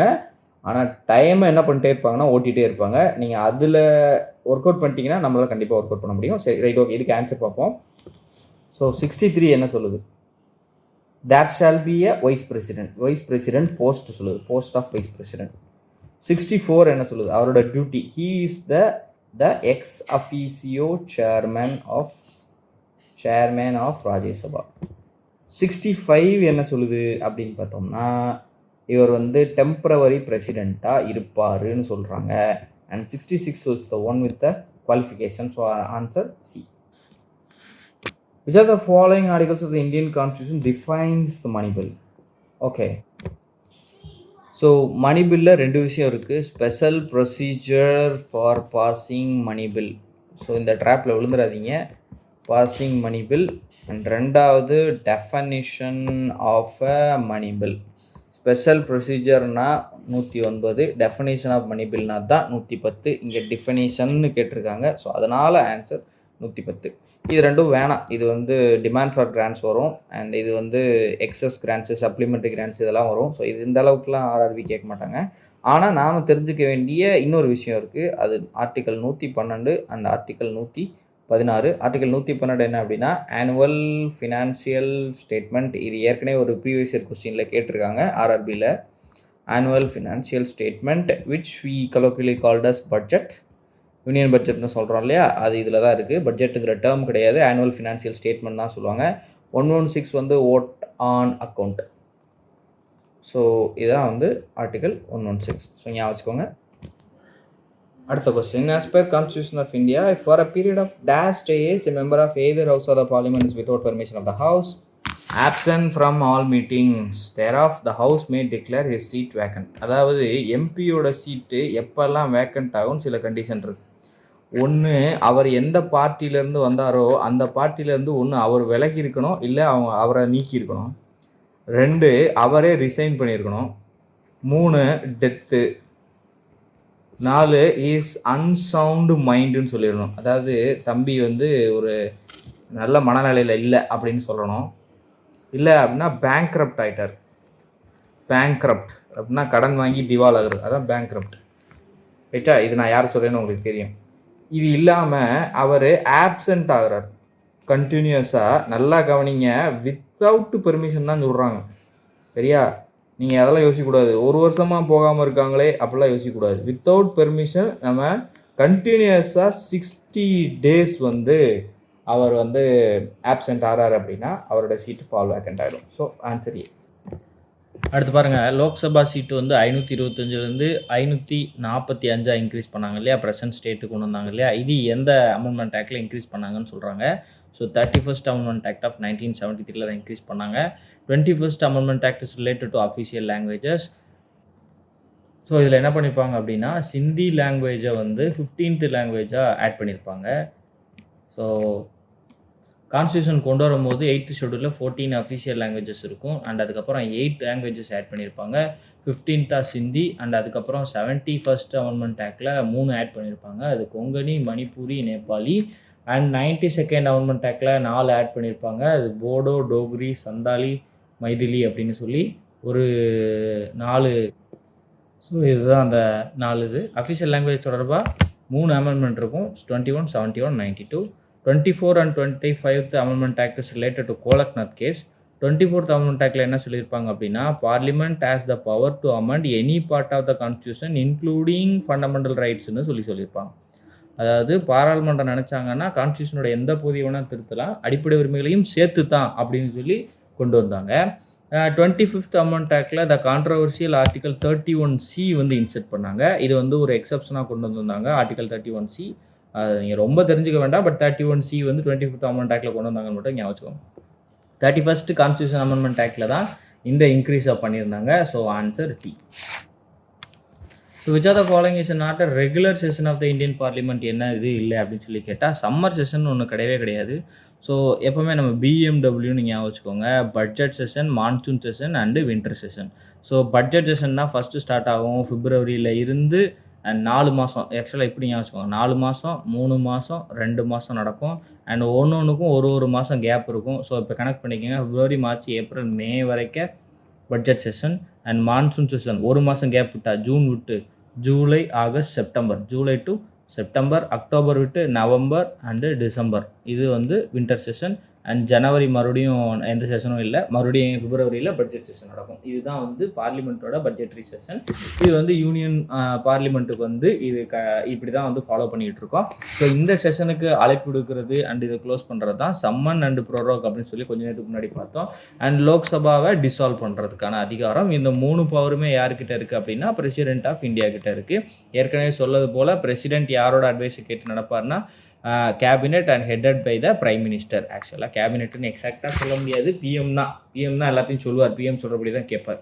ஸோ இதில் நாட் அ ரெகுலர் செஷன்னு கேள்வி கேட்டிருக்காங்க. சம்மர் செஷன் தான் ரெகுலர் செஷன் கிடையாது. மற்ற 3மே ரெகுலராக நடக்கக்கூடிய செஷன். அண்ட் இன்னொரு விஷயம், 2 சக்ஸசிவான செஷனுக்கு இடையில இருக்கக்கூடிய மேக்ஸிமம் கேப் எவ்வளோ விட முடியும் அப்படின்னு சொல்லியிருப்பாங்க. அதன் அடிப்படையில் 6 months தான் அந்த மேக்ஸிமம் கேப்பு. ஸோ இப்போ இதை வச்சு பார்த்தோம் அப்படின்னா 1 yearல கண்டிப்பாக 2 செஷனாவது நடந்தாகணும். இதெல்லாம் கண்டிஷன். இதெல்லாம் கொஸ்டினாக கேட்கலாம். 1 yearல மினிமம் எத்தனை செஷன் நடக்கணும்? 2 செஷனாவது நடக்கணும். 2 செஷனுக்கு இடையில அதிகபட்ச கேப் எவ்வளோ இருக்கணும்? 6 மாதமாச்சும் இருக்கணும் அப்படின்னு சொல்லி கொஸ்டின் கேட்கலாம். சரி, அடுத்த கொஸ்டின் போகலாம். Consolidate fund of India is a fund in which. Consolidate ஃபண்டுனா என்னன்னு சொல்கிறாங்க. ஸோ ஃபண்டை பொறுத்த வரைக்கும் 3 ஃபண்ட் இருக்குது. கன்சாலிடேட்டட் ஃபண்ட், பப்ளிக் ஃபண்ட், அப்புறம் கண்டிஜென்சி ஃபண்ட். கன்சாலிடேட் ஃபண்டுனா என்ன அப்படின்னு பார்த்தீங்கன்னா, இந்தியாவோட ஒரு பெரிய பேங்க் அக்கௌண்ட் மாதிரி ஒட்டுமொத்த காசும் எதில் இருக்கும் அப்படின்னா இதில் தான் இருக்கும். பப்ளிக் ஃபண்டுனா என்னென்னா டே டு டே எக்ஸ்பென்சஸுக்கு, அட்மினிஸ்ட்ரேட்டிவ் சார்ஜஸ்க்கு நம்ம எடுக்கிறோம் இல்லையா, கவர்மெண்ட் சைட்லேருந்து பண்ணுவாங்க இல்லையா, இந்த ஃபீஸு அந்த கட்டுறது, அப்புறம் பேமெண்ட் பண்ணுறது, டிரான்சாக்ஷன் பண்ணுறது. டெய்லி டிரான்சாக்ஷனுக்கு வந்து கவர்மெண்ட்டு காசு வேணும். கவர்மெண்ட் அட்மினிஸ்ட்ரேஷன் நடக்கிறதுக்கும் இந்த மாதிரி டெய்லி டிரான்சாக்ஷனுக்கு காசு வேணும் இல்லையா. ஸோ அந்த மாதிரி விஷயங்களை ஹேண்டில் பண்ணுறதுக்கு பப்ளிக் ஃபண்டும். ஏதாவது ஒரு எமர்ஜென்சி சுச்சுவேஷன் வந்தால் நம்ம அந்த டைம் நம்ம காசு இல்லாமல் இருக்கக்கூடாதுல்ல. அப்போ நம்மளுடைய மொத்த பட்ஜெட்லேருந்து ஒரு குறிப்பிட்ட பார்ட் என்ன பண்ணிடுவாங்கன்னா எமர்ஜென்சி ஃபண்டாக எடுத்து ஒதுக்கி வச்சுருவாங்க. அதுக்கு பேர் தான் கண்டிஜென்சி ஃபண்டு. இது என்னென்ன ஃபண்டு என்னென்ன செய்யுதுன்னு சொல்கிறாங்க. அண்ட் இதுலேருந்து இன்னொரு கொஸ்டின் என்ன கேட்பாங்க அப்படின்னா, இதை யார் அட்மினிஸ்டர் பண்ணுறதுன்னு ஒரு கேள்வி கேட்பாங்க. கன்சாலிடேட் ஃபண்ட் ஆஃப் இந்தியா யார் கையில், அதாவது அதுலேருந்து காசு எடுக்கிறதோ இல்லை அதுக்கு காசு வைக்கிறதோ யார்கிட்ட இருக்க முடியும் அப்படின்னா கன்சாலிடேட் ஃபண்ட் ஆஃப் இந்தியாவுக்கு பார்லிமெண்ட் தான். பப்ளிக் ஃபண்டுக்கு அப்படி ஒரு இதே தேவையில்லை, ஏன்னா நம்ம ஈஸியாக எடுக்கணும் போகணுங்கிறதுக்காக தான் வச்சுருக்கோம். ஸோ கண்டிஜென்சி ஃபண்டில் யார் வருவா அப்படின்னா பிரசிடென்ட் தான் வருவார். So consolidate parliament contingency president ஞாபகம் வச்சுக்கோங்க. சரியா? இப்போ இந்த இதில் என்ன சொல்கிறாங்க அப்படின்னு பார்ப்போம். Union and state contribute equally, savings of union and state government are deposited, இது ரெண்டுமே கிடையாது. All funds received by or on behalf of the government of India are deposited. All taxes collected by the union and state government are deposited except income taxes. ஆக்சுவலாக tax இதெல்லாம் கணக்கு கிடையாது. All funds தான் இங்கே சரியானதாக இருக்கும். All funds received by on or behalf of the government of India deposited. நான் சொன்னேன்னா எல்லா பணமும் எங்கே தான் இருக்கும், இங்கே தான் இருக்கும். ஸோ இப்போ ஆன்சர் பி. ஸோ அடுத்த கொஸ்டின் பாருங்கள். பார்லிமெண்ட்டுக்கு சப்ஜெக்ட்ஸில் அதாவது லிஸ்ட்டு டூ ஆஃப் ஷெடியூல் 7 கொடுத்துட்டாங்க பாருங்கள். இப்போ லிஸ்ட்டு 2னா உங்களுக்கு என்ன தெரிஞ்சிருக்கணும்னா அது ஸ்டேட் லிஸ்ட்டுன்னு தெரிஞ்சிருக்கணும். ஸோ வெறுமனே union list, concurrent list, state லிஸ்ட்டுன்னு படிச்சுக்காதீங்க. இது ஈஸியாக வச்சுக்கலாம். 1 2 3ன்னு வச்சுக்கோங்க. Union list, state list, concurrent list, அவ்வளோதான். இப்படி தான் இருக்கும். ஸோ செகண்ட்னா என்னது, ஸ்டேட் லிஸ்ட்டை தான் குறிக்கிறாங்க. இப்போ இந்த ஸ்டேட் லிஸ்ட்டில் பவர் பண்ணுறதுக்கு இப்போ ஆக்ட் போடுறதுக்கு பார்லிமெண்ட்டில் பவர் இல்லை அப்படின்றாங்க. ஒருவேளை ஸ்டேட் லிஸ்ட்டில் பவர் போடுறதா இருந்தால் இதுக்கு எப்போ எக்ஸப்ஷன் இருக்கும் அப்படின்னு கேட்குறாங்க. If the Prime Minister acts the Parliament to do so, if Rajya Sabha passes a resolution to this effect, if Governor of the state certifies its necessity, if the Judiciary acts Parliament to do so, இதில் இதை eliminate பண்ணலாம் and prime மினிஸ்டரும் eliminate பண்ணலாம். So இது ரெண்டில் இதையுமே அழகாக eliminate பண்ணலாம். So answer இது Rajya Sabha bosses resolution to this effect. இது ராஜ்யசபாவோட ஸ்பெஷல் பவரு. ராஜ்யசபாவுக்கு இன்னொரு ஸ்பெஷல் பவர் இருக்குது, அதுதான் creation of new all India services. நம்மக்கிட்ட 3 ஆல் இண்டியா சர்வீஸ் தான் இருக்குது. IAS, IPS, IFOS, forest service. சரியா? கன்ஃபியூஸ் பண்ணிக்கூடாது. ஃபாரின் சர்வீஸ் வேறு, ஃபாரஸ்ட் சர்வீஸ் வேறு. ஸோ இந்த 3 தான் ஆல் இண்டியா சர்வீஸ் இருக்குது. இதில் ஐஎஃப்ஓஎஸ்ஏ இந்த ராஜ்யசபா கிரியேட் பண்ணது தான். ஸோ ராஜ்யசபாஸ்க்கு இருக்கக்கூடிய ஸ்பெஷல் பவர்ஸில் 2 முக்கியமான பவர் இருக்குது. ஒன்று ஸ்டேட் லிஸ்ட்டில் பார்லிமெண்ட்டு லா கிரியேட் பண்ணுறது, 2வது creation of all India services. So இந்த மாதிரி ஆல் இண்டியா சர்வீசஸை ராஜ்யசபா கிரியேட் பண்ணுறதுக்கு ஒரு ஆர்டிக்கல் இருக்குது, அதுதான் 312. இதை தனியாகவே கொஸ்டினாக கேட்கக்கூடிய பொட்டன்ஷியல் உள்ள ஒரு ஏரியா. அடுத்த கொஸ்டின் போகலாம். With reference to the Rajya Sabha, which of the following statement is correct? Rajya Sabha is never dissolved.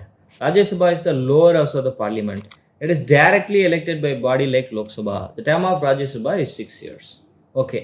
இதில் இந்த ரெண்டையும் கட் பண்ணிடுவீங்க. Rajya Sabha is the lower house of the parliament. Yes, sorry, தப்பு, அப்பர் ஹவுஸ். அப்போ இதை cut பண்ணிவிடுவீங்க.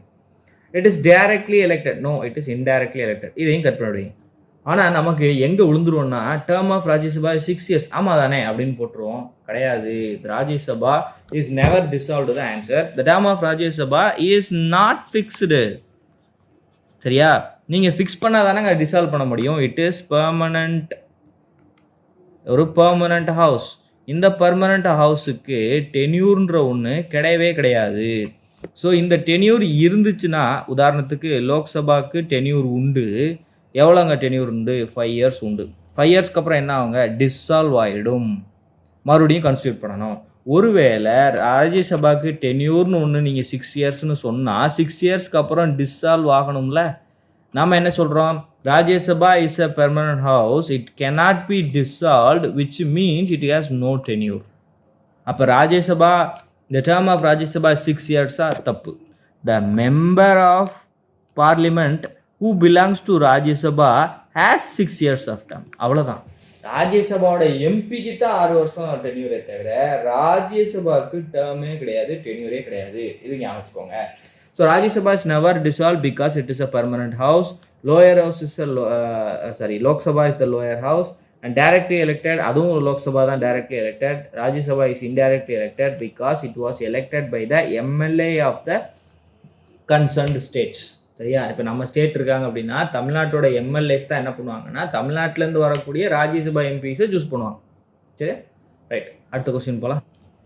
Question number 38. The members of Rajya Sabha are elected by, இப்போ தான் சொன்னோம், elected by the members of legislature of the concerned state னு கொடுத்தா கூட correct தான், பட் ஸ்டேட்ஸ்னு கொடுத்தாலும் கரெக்டு தான். Members of the Lok Sabha no people of India not directly, so it's indirect election. So அதனால் இன்டைரக்ட்லி தான் எலெக்ட் பண்ணுறாங்க. ஏன்னா பீப்புள் ஃபஸ்ட்டு யாரை எலெக்ட் பண்ணுறாங்க, எம்எல்ஏவை எலெக்ட் பண்ணிடுறாங்க. அதுக்கப்புறம் பீப்புளுக்கு வேலை இல்லை, எம்எல்ஏ தான் இன்டர்ன் ராஜ்யசபாவுடைய எம்பி எலெக்ட் பண்ணுறாங்க. Which why it was called as indirect election. சரியா? Members of legislative council no, தப்பு. ஸோ ஆன்சர் வந்து ஏ. சொன்னா who is responsible for creation of all India series? சொன்னா என்ன ஆகும்? ராஜ்யசபா ஆர்டிகல் 312. ஸோ இந்த கொஸ்டினில் ஒரு குளறுபடி இருக்குது. என்ன அப்படின்னா, இல்லை ஆன்சர் இல்லை. Second highest number of seats in Lok Sabha, இந்த ஹையஸ்ட்டுன்னு மாற்றிப்போம். ஹையஸ்ட்டுன்னு மாற்றினா ஆன்சர் என்ன வரும் அப்படின்னு பார்த்தீங்கன்னா உத்தரப்பிரதேஷ் தான் வரும். உத்தரப்பிரதேஷ்க்கு 80 சீட்ஸ் இருக்குது.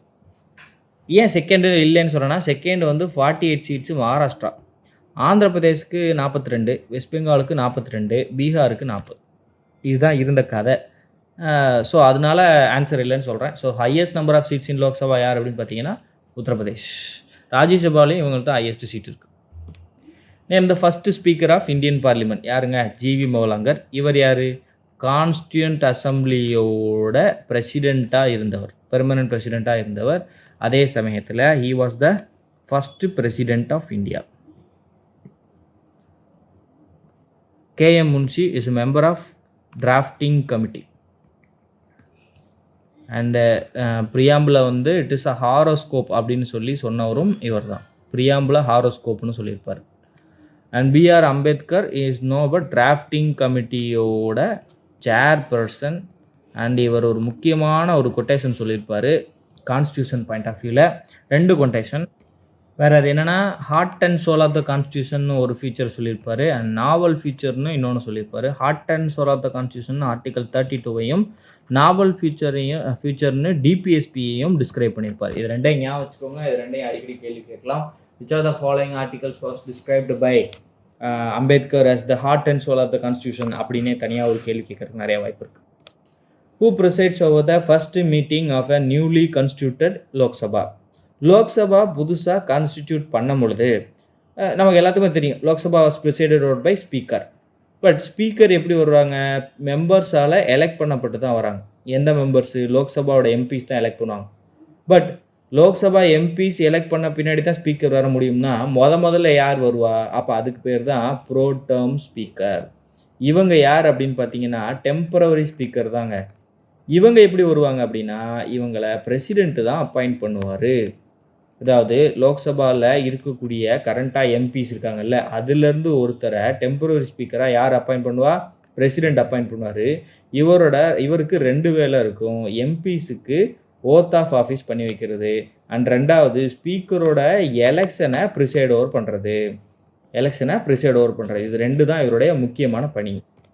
ஸோ இந்த தடவை அதாவது நம்மளுடைய 18th லோக்சபா கன்ஸ்டியூட் பண்ணாங்க இல்லையா, அப்போது இதில் ஒரு ப்ரோட்டாம் ஸ்பீக்கர் இருந்தார். அவரோட பேர் என்ன அப்படின்னு பார்த்தீங்கன்னா பார்த்தூஹரி மதாப். அவரோட பேர் ஞாபகம் வச்சுக்கோங்க, பார்த்தூஹரி மதாப். இதை கேட்குறதுக்கு அதிக பொட்டன்ஷியல் இருக்குது. ஸோ இதை ஞாபகம் வச்சுக்கோங்க. ஸோ இதுக்கான ஆன்சர் வந்து pro tem speaker. To whom are the council of ministers collectively responsible? ரொம்ப ரொம்ப ரொம்ப ரொம்ப இம்பார்ட்டண்ட்டான ஒரு கேள்வி. கவுன்சில் ஆஃப் மினிஸ்டர்ஸ் இருக்காங்க, இவங்களுக்கு ரெஸ்பான்சிபிலிட்டி இருக்குது. சரியா? இந்த ரெஸ்பான்சிபிலிட்டி 2 வகைப்படும். ஒன்று கலெக்டிவாக ரெஸ்பான்சிபிலிட்டி, இன்னொன்று இண்டிவிஜுவலாக ரெஸ்பான்சிபிலிட்டி. இண்டிவிஜுவலாக இவங்களை தனித்தனியாக அப்பாயிண்ட் பண்ணுறது பிரசிடெண்ட், அதனால் இவருக்கு இண்டிவிஜுவலி ரெஸ்பான்சிபிள் டு பிரசிடெண்ட். கலெக்டிவாக இவங்களுக்கு வந்து மினிஸ்டர் போஸ்டிங் கொடுத்தது வந்து எங்கே அப்படின்னா லோக்சபாவில் மெஜாரிட்டி இருக்கிறத வச்சு தான் வந்தாங்க. ஸோ அதனால் collectively responsible to Lok Sabha. So லெஜிஸ்லேச்சர்னு இருந்தாலும் சரி, பார்லிமெண்ட்னு இருந்தாலும் சரி, பர்டிகுலராக லோக்சபா தான் கொடுப்பாங்க. ஸோ ஒருவேளை லோக்சபா இல்லை அப்படின்னா இதை போடலாம், லெஜிஸ்லேச்சர் அல்லது பார்லிமெண்ட்னு கொடுத்துருந்தாலும் சரிதான். Council of ministers are collective responsible to legislature or parliament. சரியா? Question number 44. இந்த கண்டெக்ஸ்ட் ஆஃப் லோக்சபாவில் லீடர் ஆஃப் த ஹவுஸ் யார்? ஆக்சுவலாக லோக்சபாலையும் சரி ராஜ்யசபாலையும் சரி லீடர் ஆஃப் த ஹவுஸ் அப்படின்னு ஒருத்தவங்க இருப்பாங்க, லீடர் ஆஃப் அப்போசிஷன் ஒருத்தவங்க இருப்பாங்க. ஓகேயா? பொதுவாக பிரைம் மினிஸ்டர் லோக்சபாலேருந்து வந்தார் அப்படின்னா பிரைம் மினிஸ்டர் தான் லோக்சபாவோட லீடர் ஆஃப் ஹவுஸாக இருப்பார். அப்போ ஆப்போசிட்டில் யார் இருப்பா? பிரைம் மினிஸ்டரால் நாமினேட் பண்ணக்கூடிய ஒரு மெம்பர் இருப்பார், நாமினேட்டட் பை பிஎம். இது அப்படியே வைஸ் வர்ஸாக இருக்கும். ஒருவேளை ராஜ்யசபாலேருந்து பிரைம் மினிஸ்டர் வந்தார்னா ஆர் திஸ், இங்கே யார் இருப்பா, nominated by PM. So either திஸ்ஸாக இருக்கலாம் இல்லை திஸ்ஸாக இருக்கலாம். லீடர் ஆஃப் அப்போசிஷன் என்ன சொல்லுவாங்க, யார் செகண்டு ஹையஸ்ட்டு பார்ட்டியாக இருக்கிறாங்க, ஆனால் அந்த செகண்ட் ஹையஸ்ட் பார்ட்டி 1/10 சீட்டாவது கேப்சர் பண்ணியிருக்கணும். இது ரெண்டுக்குமே காமன் தான். யார் இருக்காங்களோ அவங்க தான் என்னவா இருப்பாங்க, அதுலேருந்து ஒருத்தர் தான் லீடர் ஆஃப் அப்போசிஷனாக இருப்பாங்க, எதிர்க்கட்சி தலைவராக இருப்பாங்க. ஸோ அந்த கண்டிஷன் படி பார்த்தோம் அப்படின்னா லீடர் ஆஃப் த ஹவுஸ் யாராக இருப்பா, பிரைம் மினிஸ்டராக இருப்பார் அல்லது minister nominated by the prime minister. So answer B. The quorum required for the constitution of Lok Sabha. கொர்ரம்னா என்ன அப்படின்னா the minimum number of persons required to initiate அல்லது to start a session.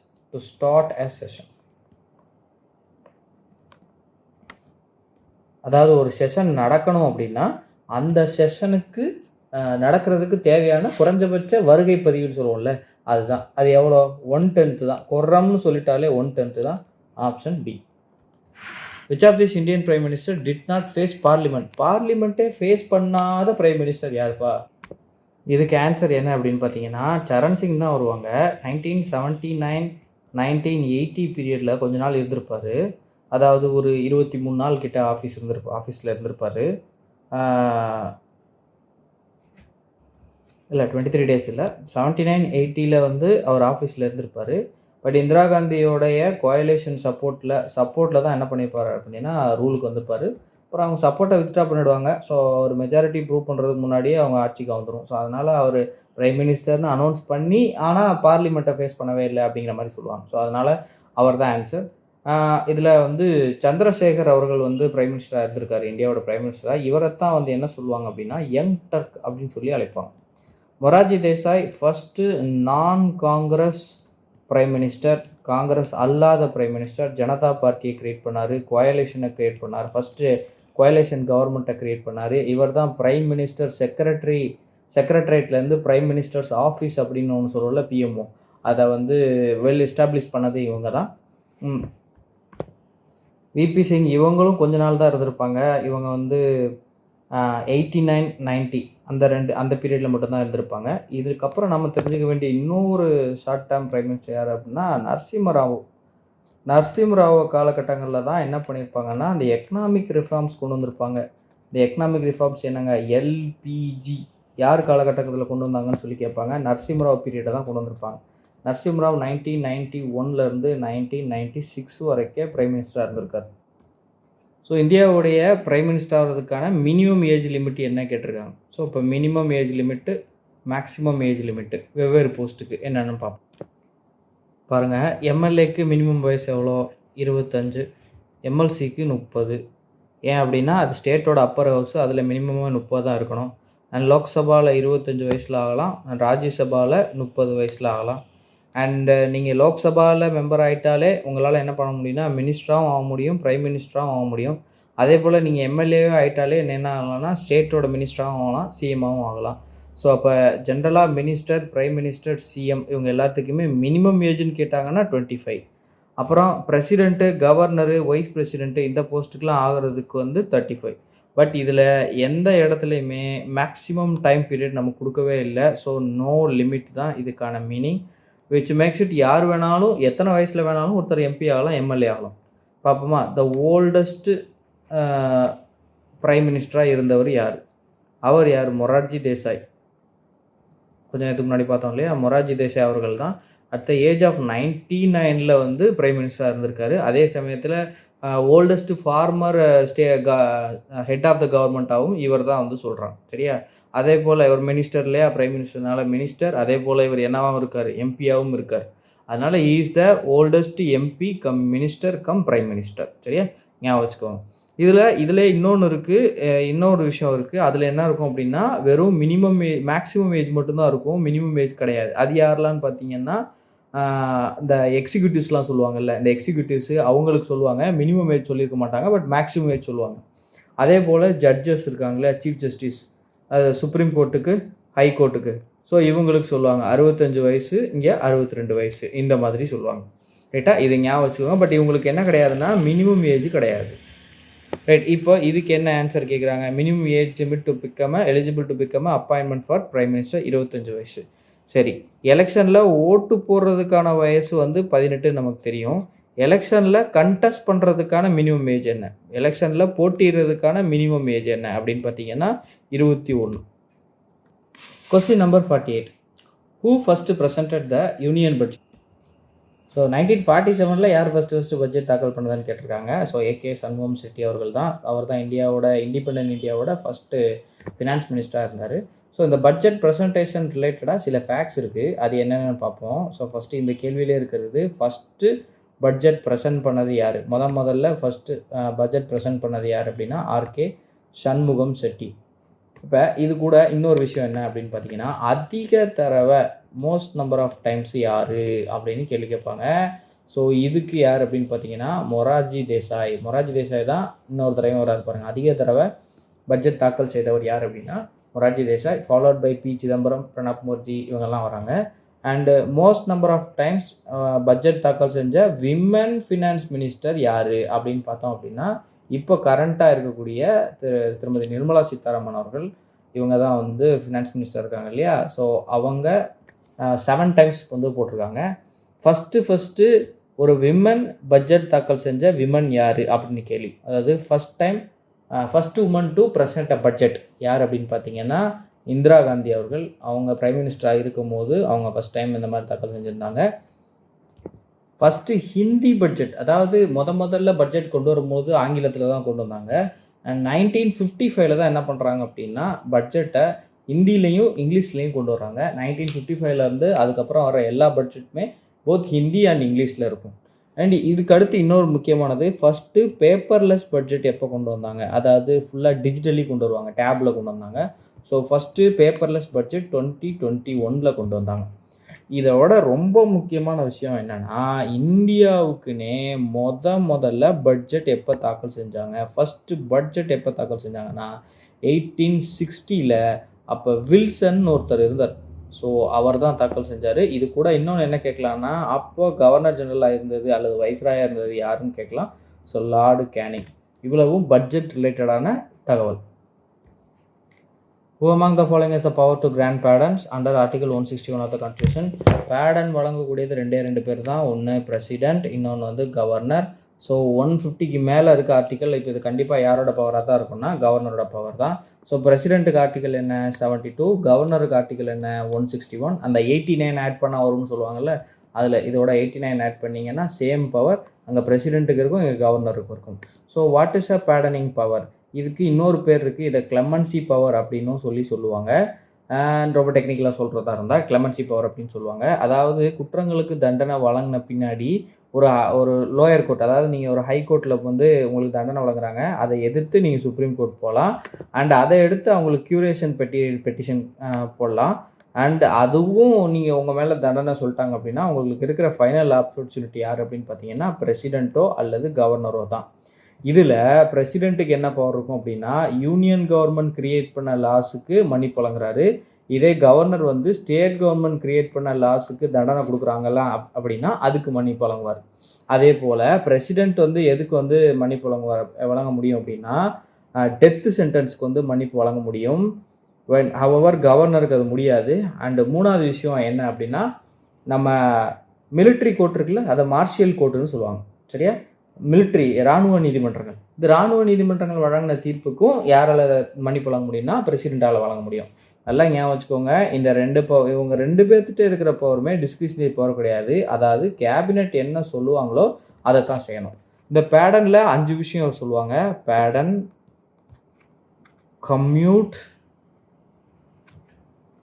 Respite, ரிப்ரைவ், கடைசியாக ரெமிஷன்.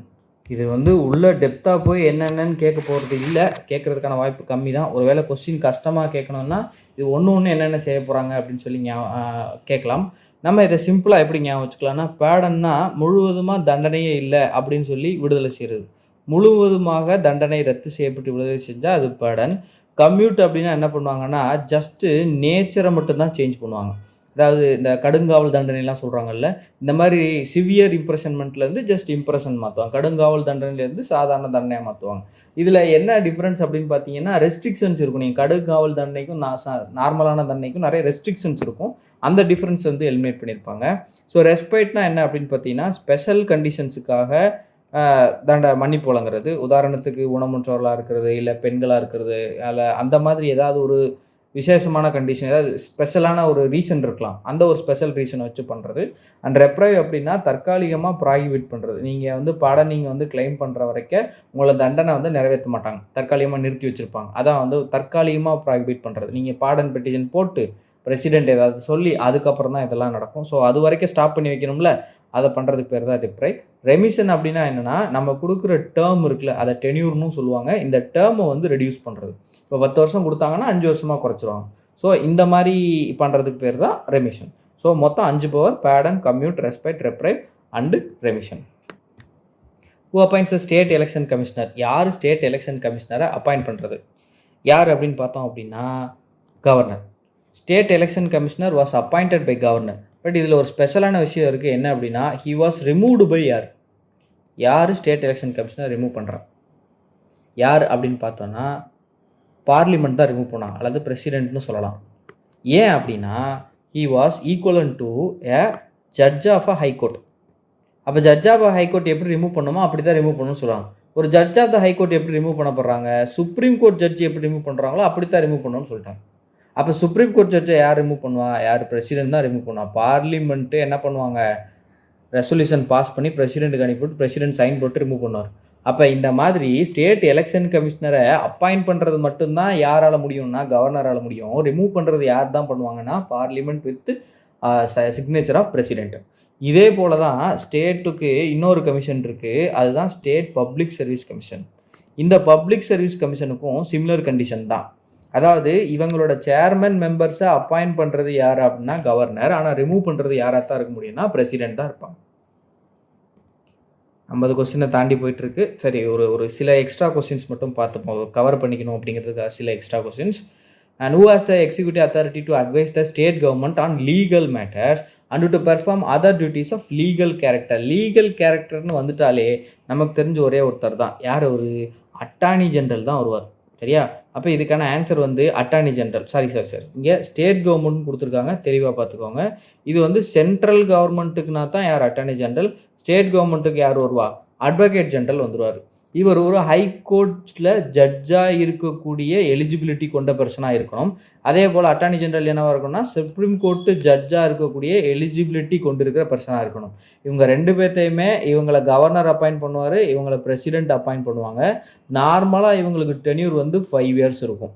பட் கவர்மெண்ட் சேஞ்ச் ஆகும்போது என்ன பண்ணிடுவாங்கன்னா மாற்றிக்கிடுவாங்க. இவங்களுக்கு வேலை என்ன அப்படின்னு பார்த்தீங்கன்னா, ஸோ கவர்மெண்ட்டுக்கும் ஜுடிஷியரிக்கும் இருக்கக்கூடிய இடைத்தொடர்பாக இருப்பாங்க. கவர்மெண்ட்லேருந்து ஏதாவது ஒரு இது தாக்கல் செய்யணும், இல்லை கவர்மெண்ட்டுக்கு ஏதாவது கொஸ்டின் கேட்குறாங்கன்னா அஃபிடவிட் ஃபைல் பண்ணணும்னா யார் வருவாங்கன்னா, ஒன்று சென்ட்ரல் கவர்மெண்ட்டாக இருந்தால் அட்டார்னி ஜெனரல் வருவார், ஸ்டேட் கவர்மெண்ட்டாக இருந்தால் அட்வொகேட் ஜெனரல் வருவார். இப்படி தான் வருவாங்க. அதே போல் கவர்மெண்ட் மேலே யாராவது கேஸ் போடுறாங்கன்னா கவர்மெண்ட் சார்பாக வாதாடுறவங்க யாராக இருப்பாங்கன்னா அட்வொகேட் ஜெனரலாக தான் இருப்பாங்க. இந்த சொலிசிட்டர் ஜெனரல் யார் அப்படின்னு பார்த்தீங்கன்னா அட்டார்னி ஜெனரலோட அசிஸ்டண்ட்டாக இருப்பாங்க. சரியா? அட்டார்னி ஜெனரல், சொலிசிட்டர் ஜெனரல், அதுக்கப்புறம் அடிஷ்னல் சொலிசிட்டர் ஜெனரல் அப்படின்னு சொல்லி நிறைய பேர் இருப்பாங்க. இதில் இன்னொரு ஜெனரல் இருக்காரு, யார்? அவர் controller and auditor general. Article 148 கீழே வரக்கூடியவர் தான் சிஏஜின்னு சொல்லுவோம். இவரோட வேலை என்ன அப்படின்னு பார்த்தீங்கன்னா, நம்ம யூனியன் பட்ஜெட்லேருந்து கவர்மெண்ட் வந்து காசு எடுக்கிறாங்க இல்லையா, காசு எடுக்கும் போது அவங்க என்ன பண்ணணும்னா ரீசன் சொல்லணும். இந்தந்த ரீசனுக்கு, இந்த ரீசன் நம்பர் 1க்கு எனக்கு இவ்வளோ ரூபாய் வேணும், ரீசன் நம்பர் 2க்கு எனக்கு இவ்வளோ ரூபாய் வேணும்னு சொல்லி ரீசனோட தான் காசு எடுக்க முடியும். இப்போ இவங்க இந்த ரீசனுக்காக தான் இந்த காசு வாங்கினேன்னு சொன்னாங்களே, இதை கரெக்டாக செலவு பண்ணியிருக்காங்களா அப்படின்னு பார்க்குறது தான் யாரோட வேலைன்னா சிஏஜியோட வேலை. இது நம்ம ஃபேமிலியோட கனெக்ட் பண்ணலாம். நான் எப்போவுமே அப்படி தான் ஞாபகம் வச்சுக்குவேன். அதாவது நம்ம அப்பா கிட்ட போய் நம்ம என்ன பண்ணுவோம்னா காசு கேட்போம். காசு கேட்டோன்னே கொடுத்துருவாங்களா? இல்லை. நம்ம என்ன பண்ணுவோம்? போய் இந்தந்த ரீசன் சொல்லுவோம், லிஸ்ட் போடுவோம். இந்தந்த ரீசனுக்கு பெட்ரோல் போடுறதுக்கு 100 ரூபா வேணும், இல்லை அதுக்கு புக் வாங்குறதுக்கு 50 ரூபா வேணும் அப்படின்னு சொல்லி ரீசன் போடுவோம். இப்போ நம்ம கேட்டோன்னெல்லாம் கிடைக்காது. அப்போ இதுக்கு ஒரு ரெக்கமெண்டேஷன் வேணும். அப்போ நம்ம என்ன பண்ணுவோம்? நம்ம அம்மா கிட்ட போய் ரெக்கமெண்டேஷன் கேட்போம். அதே மாதிரி கவர்மெண்ட் இருக்காங்க, பார்லிமெண்ட் இருக்காங்க. பார்லிமெண்ட்டுக்குலேருந்து கவர்மெண்ட்டு காசு கேட்குறாங்க. அப்போ கவர்மெண்ட்டு பார்லிமெண்ட்டில் காசு கேட்டவங்களாம் கொடுக்க மாட்டாங்க. இப்போ யாரோட ரெக்கமெண்டேஷன் வேணும்? பிரசிடெண்ட்டோட ரெக்கமெண்டேஷன் வேணும். சரியா? அதே போல் நம்ம லிஸ்ட்டு போடணும். இந்த லிஸ்ட்டு போடுறோம்ல, இதை தான் டிமாண்ட் ஃபார் கிராண்ட்ஸ்னு சொல்லுவாங்க, டிஎஃப்ஜின்னு சொல்லுவாங்க. அப்போ இந்த லிஸ்ட்டு போட்டு காசு கொடுத்த பின்னாடி நம்ம கூடவே பிறந்த ஒரு கும்பல் இருக்கும், சிப்ளிங்ஸ்னு ஒரு கும்பல் இருக்கும். இந்த கும்பல் என்ன பண்ணும்? நம்ம என்னென்ன தப்பு பண்ணுறோன்றதை எல்லாத்தையும் கண்டுபிடிச்சிரும். ரைட்டா? அப்போ இவன் பெட்ரோல் போடுறதுக்கு 100 ரூபாய் காசு வாங்கிட்டு என்ன பண்ணிட்டான்? வெளில படத்துக்கு போயிட்டான்னு போட்டு கொடுத்துருவாங்க. சரியா? இந்த வேலையை பார்க்குறது தான் யாருன்னா CAG, comptroller and audit general. அதாவது என்ன ரீசனுக்கு காசு வாங்கினாங்களோ அந்த ரீசனுக்காக செலவு பண்ணியிருக்காங்களா அப்படிங்கிறத வெரிஃபை பண்ணுவாங்க. யார்? Comptroller and audit general. So இந்த கம்ட்ரோலர் அண்ட் ஆடிட் ஜெனரலுக்கு ஒரு ரோல் ஒன்று சொல்லுவாங்க, ஒரு டிஸ்கிரிப்ஷன் மாதிரி சொல்லுவாங்க. இது என்னென்ன அப்படின்னா, ஃப்ரெண்ட், ஃபிலாசபர் அண்டு அட்வைசர்.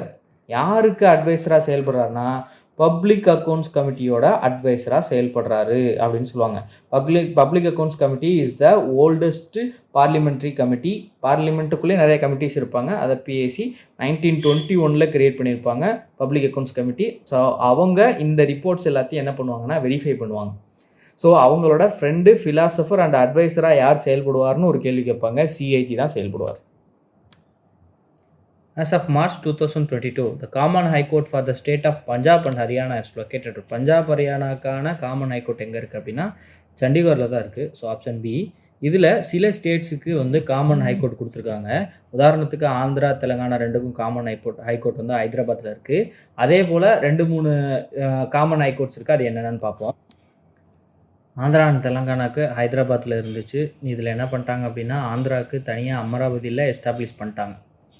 ஓகேயா? அண்ட் தமிழ்நாடு அண்ட் புதுச்சேரிக்கு தமிழ்நாட்டில் மெட்ராஸில் இருக்குது. அண்ட் கேரளா அண்ட் அந்தமானுக்கு நிக்கோபருக்கு காமனாக இருக்குது.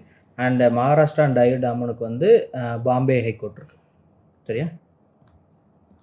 சாரி கேரளா அண்டு லக்ஷதீப் அதுக்கு தான் வந்து கேரளாவில். அண்ட் அந்தமான் நிக்கோபருக்கு எங்கே இருக்குது அப்படின்னு பார்த்தீங்கன்னா நம்ம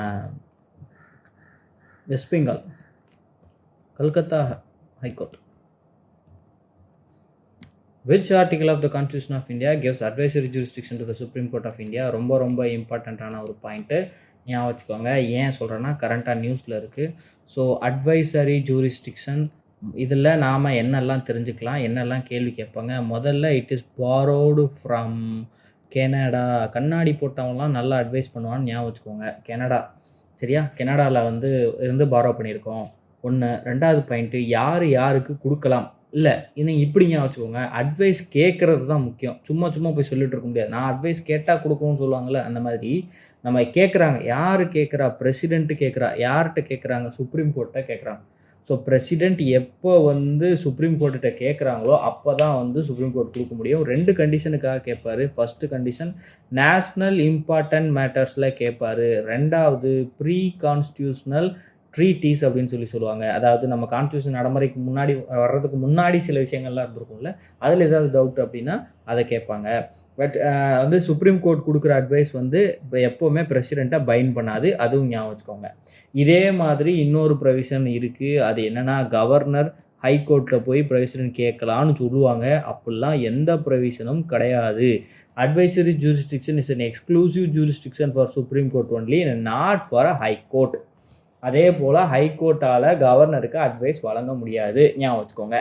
சரியா? Which of the following option best describe the independence of judiciary?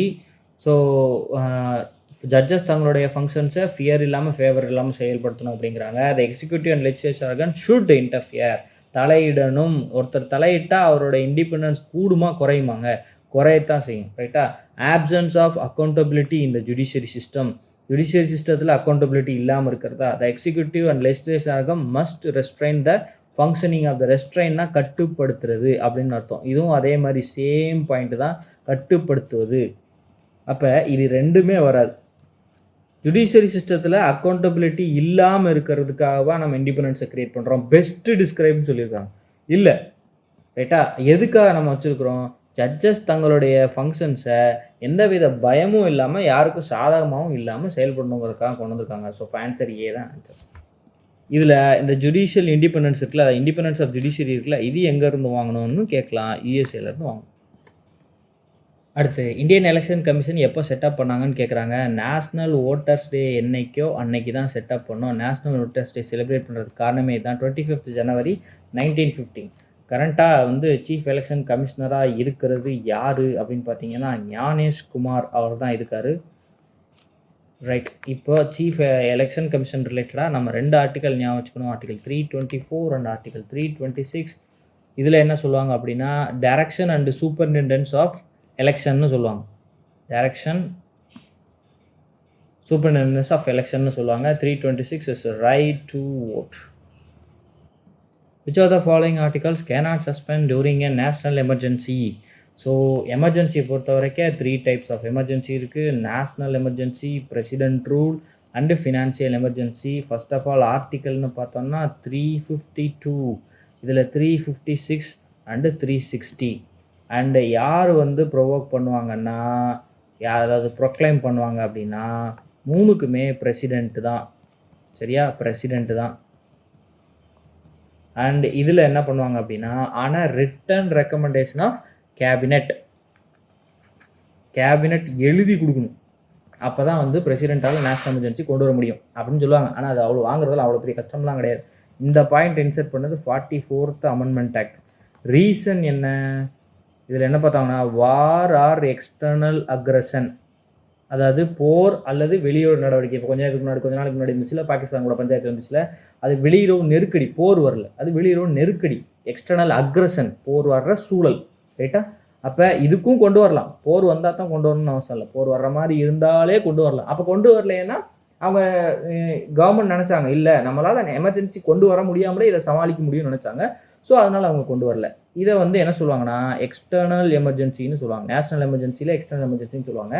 இன்னொரு எமர்ஜென்சி இருக்குது, இது இன்டர்னல் எமர்ஜென்சின்னு சொல்லுவாங்க. இதுதான் வந்து 1975 கொண்டு வந்தது.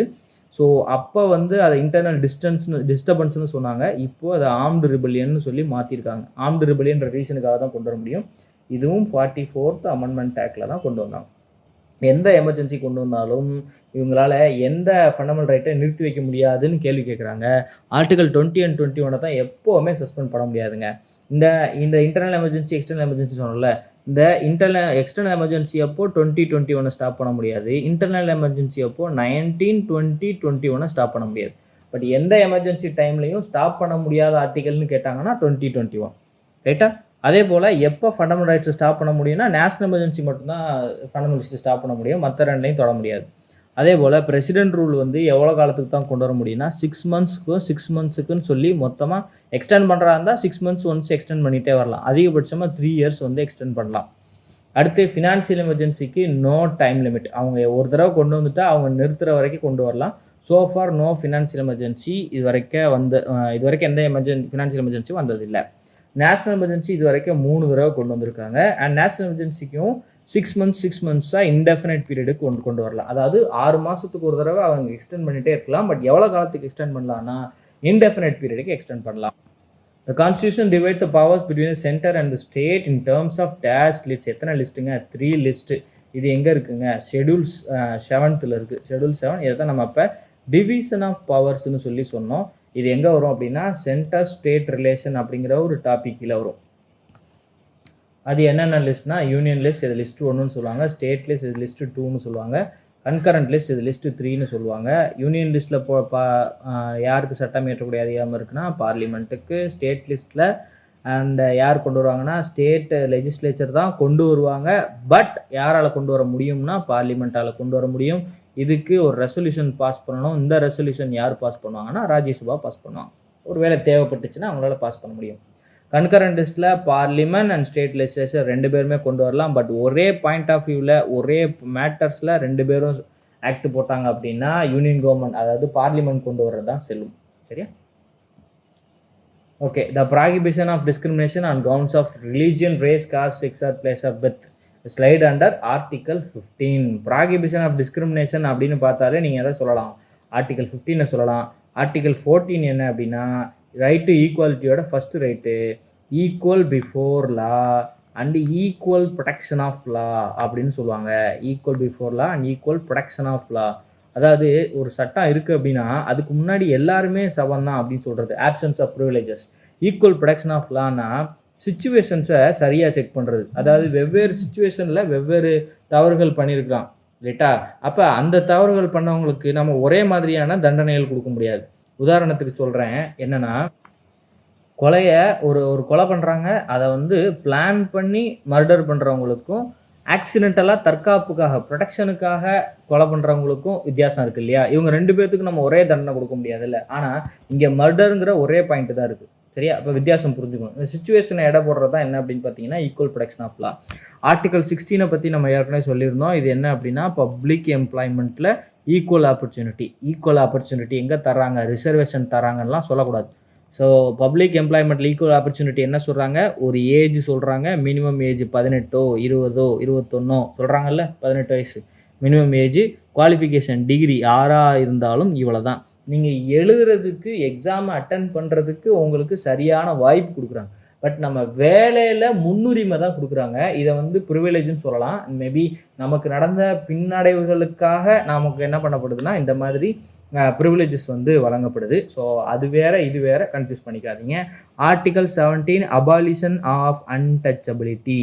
So article 17 and 24 are claim to be the absolute rights in under fundamental right சரியா. Absolute right. ஸோ ஃபண்டமெண்டல் ரைட்ஸை பொறுத்த வரைக்கும் they are not absolute but are qualified அப்படின்னா எல்லா இடத்துலையும் சொல்லுவாங்க. பட் அந்த மாதிரி இருக்கக்கூடிய ஃபண்டமெண்டல் ரைட்ஸ்லேயே 2 ரைட் மட்டும் எக்ஸப்ஷன். அது யாருன்னு பார்த்தீங்கன்னா 17 24. ஏன்னா இவங்க 2 பேரும் தான் அப்சல்யூட் ரைட்டாக இருக்கிறாங்க. Okay, we will come to the end of the session. கொஞ்சம் லென்த்தாக எடுத்துட்டேன்னு நினைக்கிறேன். ஸோ நான் என்ன நினச்சேன்னா ஒரு ஏரியாவை ஃபுல்லாக கவர் பண்ணி ஃபுல்லாக ரிவைசன் பண்ணிடலாம் அப்படின்னு சொல்லி நான் கனெக்ட் பண்ணி பேசிட்டு வந்தேன். உங்களுக்கு ஏதாவது இதில் ஃபீட்பேக் இருக்குது, ஏதாவது இம்ப்ரூவ் பண்ணணும், ஏதாவது சொல்லணும் அப்படின்னா தயவு செஞ்சு வந்து எனக்கு சொல்லிடுங்க. நம்ம அதுக்கேற்ற மாதிரி இம்ப்ரூவ் பண்ணிக்கலாம். ஸோ ஃபர்தராக இது தொடரும். ஜிஎஸோட எல்லா இதையும் நம்ம கம்ப்ளீட்டாக பார்த்துடலாம். தேங்க்யூ.